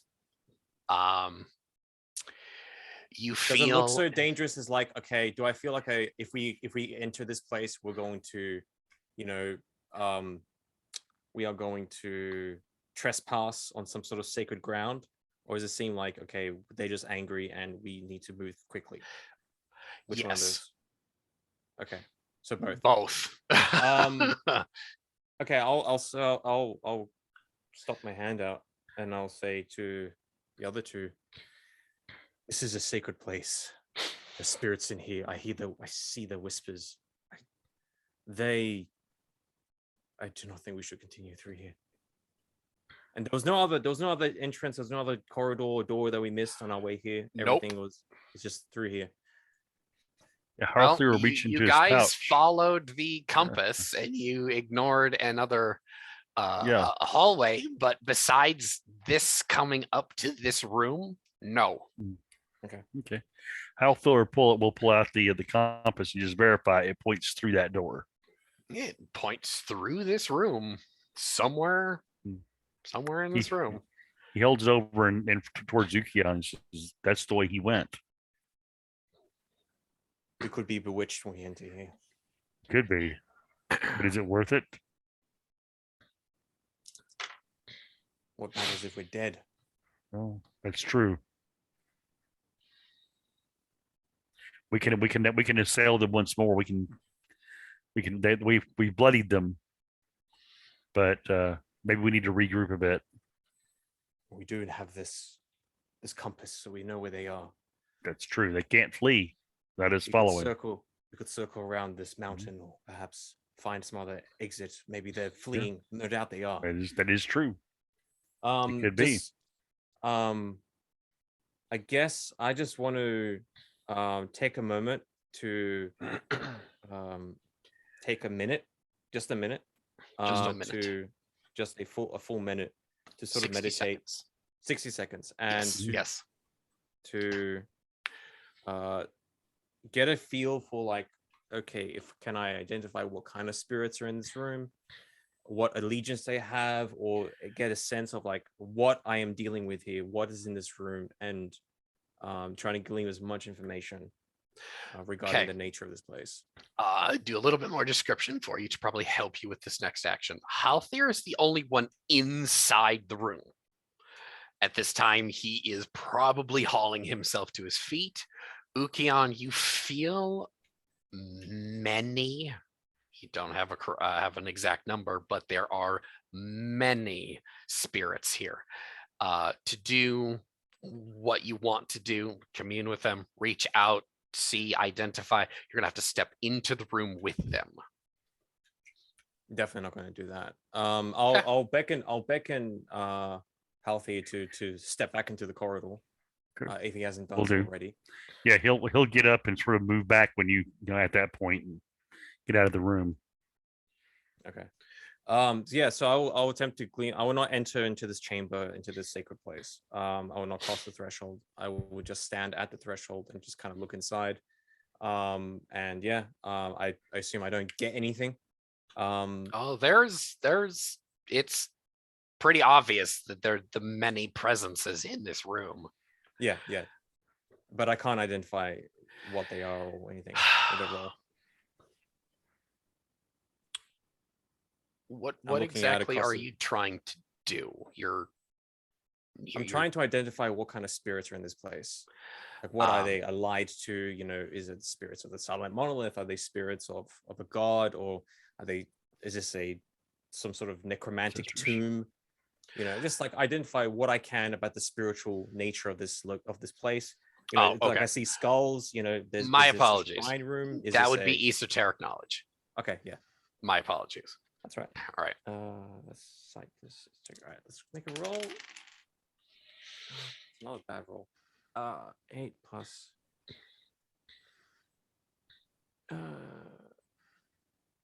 14.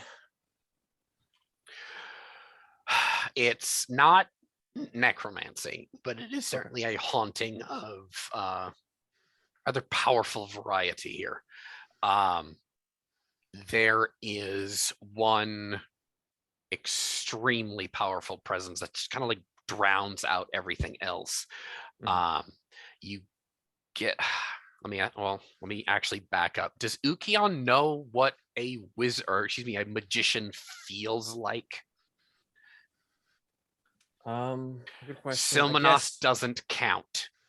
I guess if they are common in Tumnailwith, perhaps if they are common in the court of autumn, in the among the denizens or servants there, then yes. If not, then probably not. Okay. Let me see here. Oh, all right. You hear a voice in your head. I had a male voice, speaks with a strange accent, and it says, "Enter."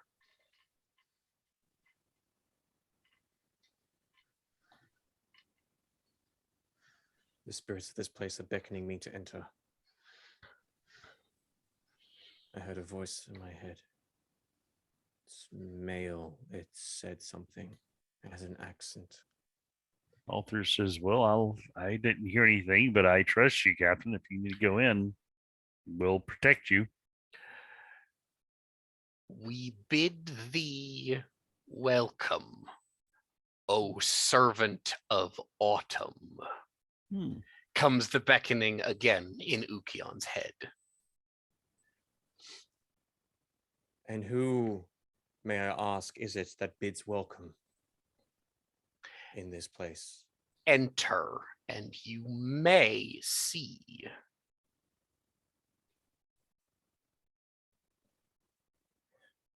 I clutch the pole arm, and I'm losing a lot of blood here. Oh yeah, no, you're.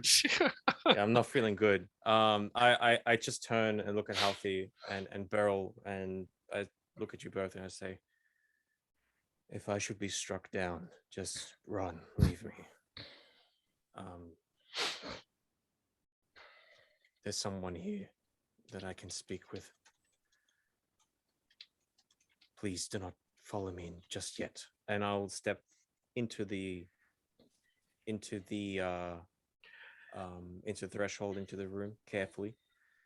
Gingerly stepping through the doorway. Gingerly. And wait there before I can Okay. and I'll say, I accept your hospitality, and I come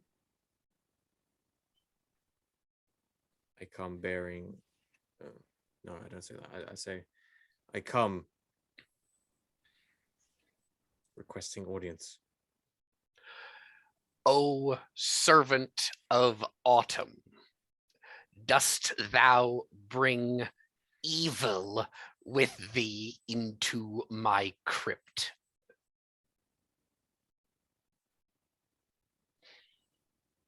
This is actually fucking audible now. Everyone hears this shit.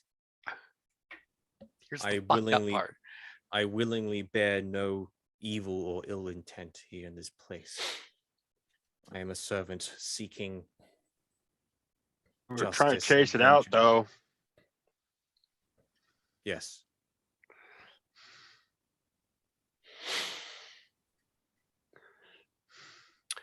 come closer. And I look around. And I want to look down. I want to take a quick glance at the door. This door, you said, was it this door that was embroidered or like carved with some sort of iconography of like the four seasons, the four courts? Yes. Okay. Not oh shit. Because it actually Because it fell open, yeah. it fell in. Yeah. So okay, so the iconography is actually you're standing on it, is what Yeah, was yeah. what you're looking at. So you're looking down both doors, top right hand, left hand, bottom left, just spring, summer, winter, autumn. So your right foot is probably on top of the autumn iconography. Yeah, yeah. Okay. Is that what you wanted? Yeah, that's perfect. Yeah. Okay. So I'm a little bit more relieved, but we'll see. We'll see. I step forward into this place slowly. You feel a really like you step off of what the rest of the splinters of this door was, and you feel a really powerful autumn presence here. Like this is the most potent you've felt in your life. This is there's some shit in this room with you, and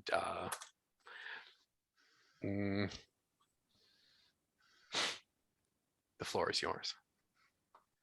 Do I sense the shades of autumn.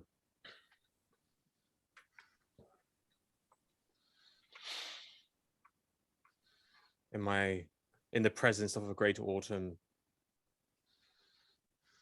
I Avatar? too am a servant of autumn.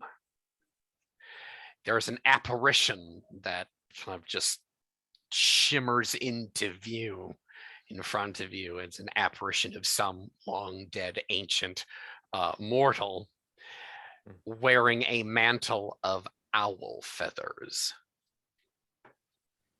So I take a step back at that and I see it. Is it like Oh glowing, god, dude, translucent? this is a king standing before you. Yes. Yeah, translucent. I can see kind of through its form a little bit, or does it look physical? Does it look, it looks pretty close to physical. You can just barely see, like it looks like a stela standing behind him. It's a pillar in the center of a room. Mhm. Not quite sure what the significance of the pillar is in the room, however. Mm-hmm. So I see that and I feel that. So I will bow my head.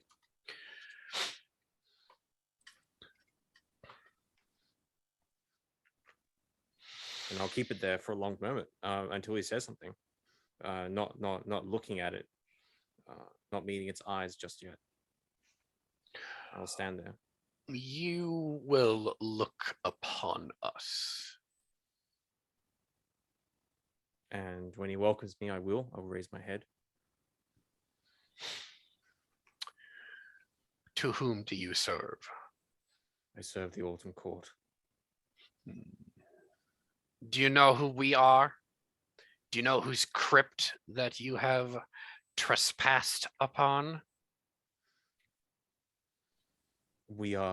I am ignorant in this, and I give you my most sincere apologies. We are chasing a servant of a fiend that has desecrated the court of autumn, slayed the king. We are searching its servant.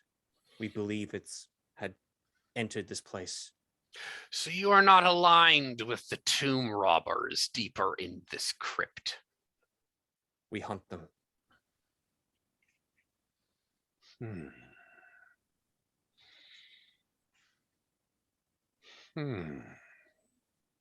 So, real quick, while this is going on, where's the finger pointing? Through this room. Oh, okay. It's not like direction. It's if you're standing it, you're holding it into the room. Okay.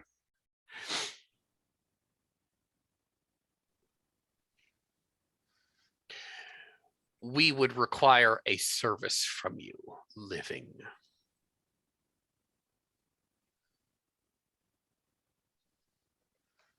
I will gladly hear it. I will teach you a portion of what I know if you expel these tomb robbers from my crypt and leave myself and my coven to our rest. You will do this, and I gift you something of note that will help you hunt your enemies. Do you accept? You are most kind. But perhaps, if I may be so foolish as to make this request, we have a You companion would make a of ours request of us?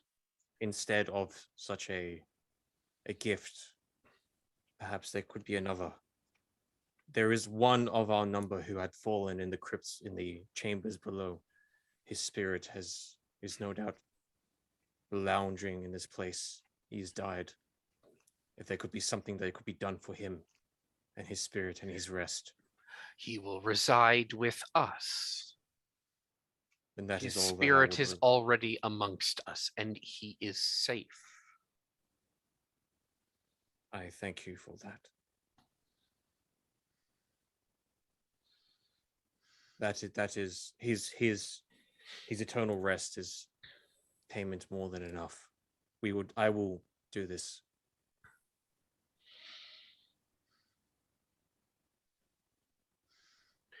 Deeper into the crypt, there are chambers where myself and the others are buried. They are pillaging the place as we speak. Go now. And the will go. apparition vanishes. I almost fall over from that as I gather myself quickly and I stumble back towards the two waiting at the door, and I will lean on the pole arm. I will say, we have entrance into this place. They are before us. The apparition said so. The great spirit of autumn. Then We are entering a crypt. They are pillaging this place. Perhaps they fled in here seeking shelter, or perhaps they're looking for something. possibly. Lead We on, have Captain. entrance. I am no condition to easily lead on. Perhaps if True. yourself or Beryl could. I Thank you. will. I will lead the way. And he begins to purposefully walk that way into the tomb. Although you can sort of tell the way he's stepping, he's sort of shaking in his boots. He just heard a ghost talk. Oh, yeah. Watch your step. Be careful that there is nothing that is tread upon. This place is sacred. All right. So in this room, there are niches in the walls, as well as the walls are decorated with the skulls of the fallen. On the opposite end, there is a great sarcophagus. And above the sarcophagus, on a dais, is actually an owl. Hmm. A statue of an yes. owl. Yeah, Halthir's like ghost owl, white owl. What was that name? Let's see, try to remember the story of what the actual tomb's name was. You said it right the first time. Yeah, ghost. Yeah, that's what he's saying. Ghost owl, white owl. Yes, this must be the tomb of Ghost Owl. He says out loud.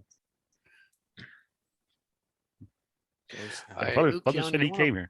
You want to make an esoteric knowledge test for me? Ukian, me? Yes, you are Ukian, yes, I believe. Do we have a name change when I wasn't aware? Did Ukian die and was reborn in the Fey fashion?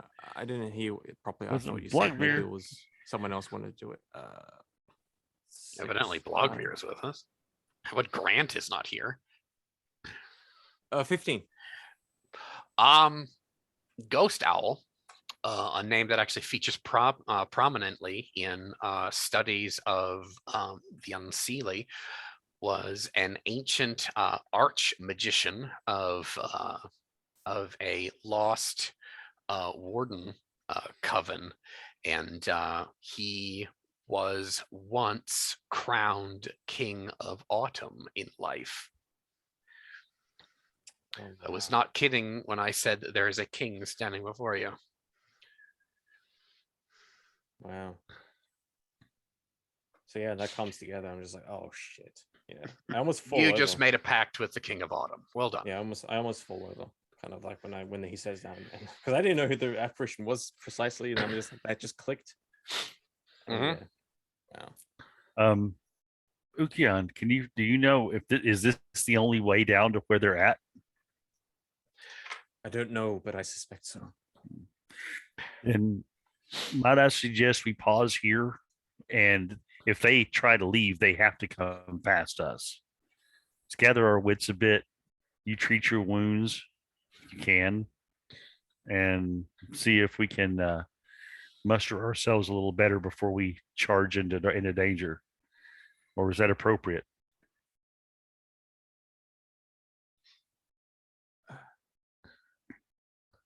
I would like some rest and just catch our breath, but if there must be a reason why they are down here. I'm sure there is, but they can't must- leave because without going through us. Well, perhaps there is a way Allegedly. they could leave. No, Perhaps But there is how a were way. they able to get through in the first place? I don't know. I thought maybe I've- they'd lock the doors behind them. Unless there's. It's a good question. I don't know. I can. I would be fine with ending the session here if need be. You were Yeah, I just kind of need given to. Yeah. permission to Yeah, go yeah. through this room, and it's actually now a calm scene. Keep in mind there are many spirits here, like eyeballing you, Yeah. but no one is actively trying to oppress you, Yeah. Um, and we're no I will longer in say- combat rounds. I will say let's take a brief moment, but we shouldn't rest in this place. It's not appropriate. All right, closing soliloquies. Ukion, you're up. As the stage lights come up to illuminate him in this gloomy tomb of the late King of Autumn. Take it away, my brother. As the torchlights flicker against the shadows, and the shadows dance against the grisly, grim faces of the skulls of this place and this crypt, Ukian, I find myself surrounded by death. The further we get closer to this Endukaga, the more and more we see death. First Silmanos, slayed on the side of a hill in the middle of goblin and troll infested mountains. And now Haraka as well. Torn apart by some sort of sorceress. I will find that sorceress. That lieutenant, yellow-eyed snake. We have lost so much on this quest. What more shall we what more shall we lose? By Orpheus. This damned quest. We must press on. We have sacrificed far too much. We have lost too many good men to give up now. It seems that we trade our numbers. The more we slay them, they slay us. This grisly task, this hunt across the world. I hope it will be worth it in the end. When I find that fiend, and I feed him to the reapers, and mount his head above the courts, a trophy, a grisly trophy across the precipice into the chambers, the great chambers of autumn.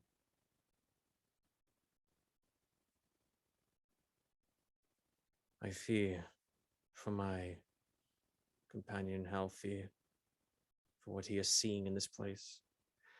I fear for my companion Halfir, for what he is seeing in this place. I fear for what this quest may scar him, as it has scarred us all. But he is a strong warrior, just like the tales of his father, and I feel great relief to be by his side, his great strength and his goodness of heart, his simplicity and his fine dress as well. He is not a savage like those of my kin and people have taken the ogres. He is a kind man, a good man. And then there is this new companion, Beryl, a gift or a agent sent by my great lost grandfather, uncle, Edenost. Suppose it's good to have him by our side as well. He is also a skilled and level-headed, stalwart individual.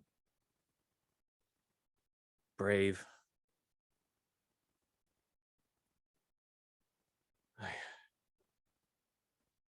I hope we find what we need, so we may return Silmanos back to a place that is befitting of him and his rest,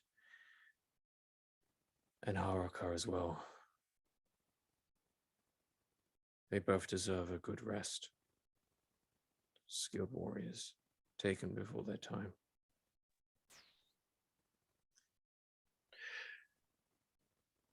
And with that, we go to Halthir as the stage lights come up to illuminate his mind. Hot thoughts.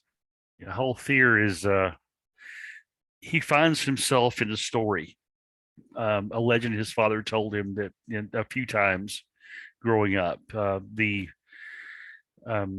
passing through the entrance across the lake from the standing stones into the hallway, the spiraling staircase, the split way where he could not go, but the others could. And now he finds himself outside of the tomb of those who spoke with Blogver and Shihan so many cycles ago. He's both fascinated but also terrified, because he's also lost 2 companions in as many days, and that's one of the things that his father never really talked much about, was losing companions. And he's beginning to think that this call to adventure may be it may be overblown. Maybe he's more suited to distributing his mother's works, sewing suits for people, mending cloaks and the like, and not so much for swinging this club and challenging these beings and creatures that seem to roam the world. So he's a bit sort of shaking in his boots at the moment, but he knows the only way forward. Going back would do him any good. So he is, as I said, he is there shaking his boots and doubting himself a bit. So. And we go to Beryl in these quiet moments.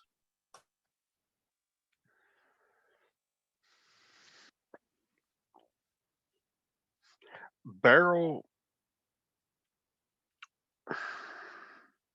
he's not angry, but he's starting to seethe. He came across a group that he was told was going to be burying someone, but then they're doing some weird other thing where he wasn't being buried, but he didn't really think about that.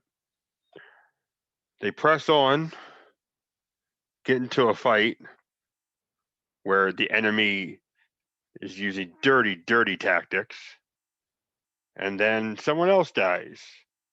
Granted, he doesn't know the man, but the man still died in battle. He does feel bad about stepping on his wrist, though. That kind of sucked. But he feels like they're almost going around circles now, but yet they only have one way to go. And it just, in the back of his mind, it pisses him off, because when dwarves go to fight, they fight. none of this. We're going to scurry in the dark and we're going to run away from battle because, well, we just don't do that.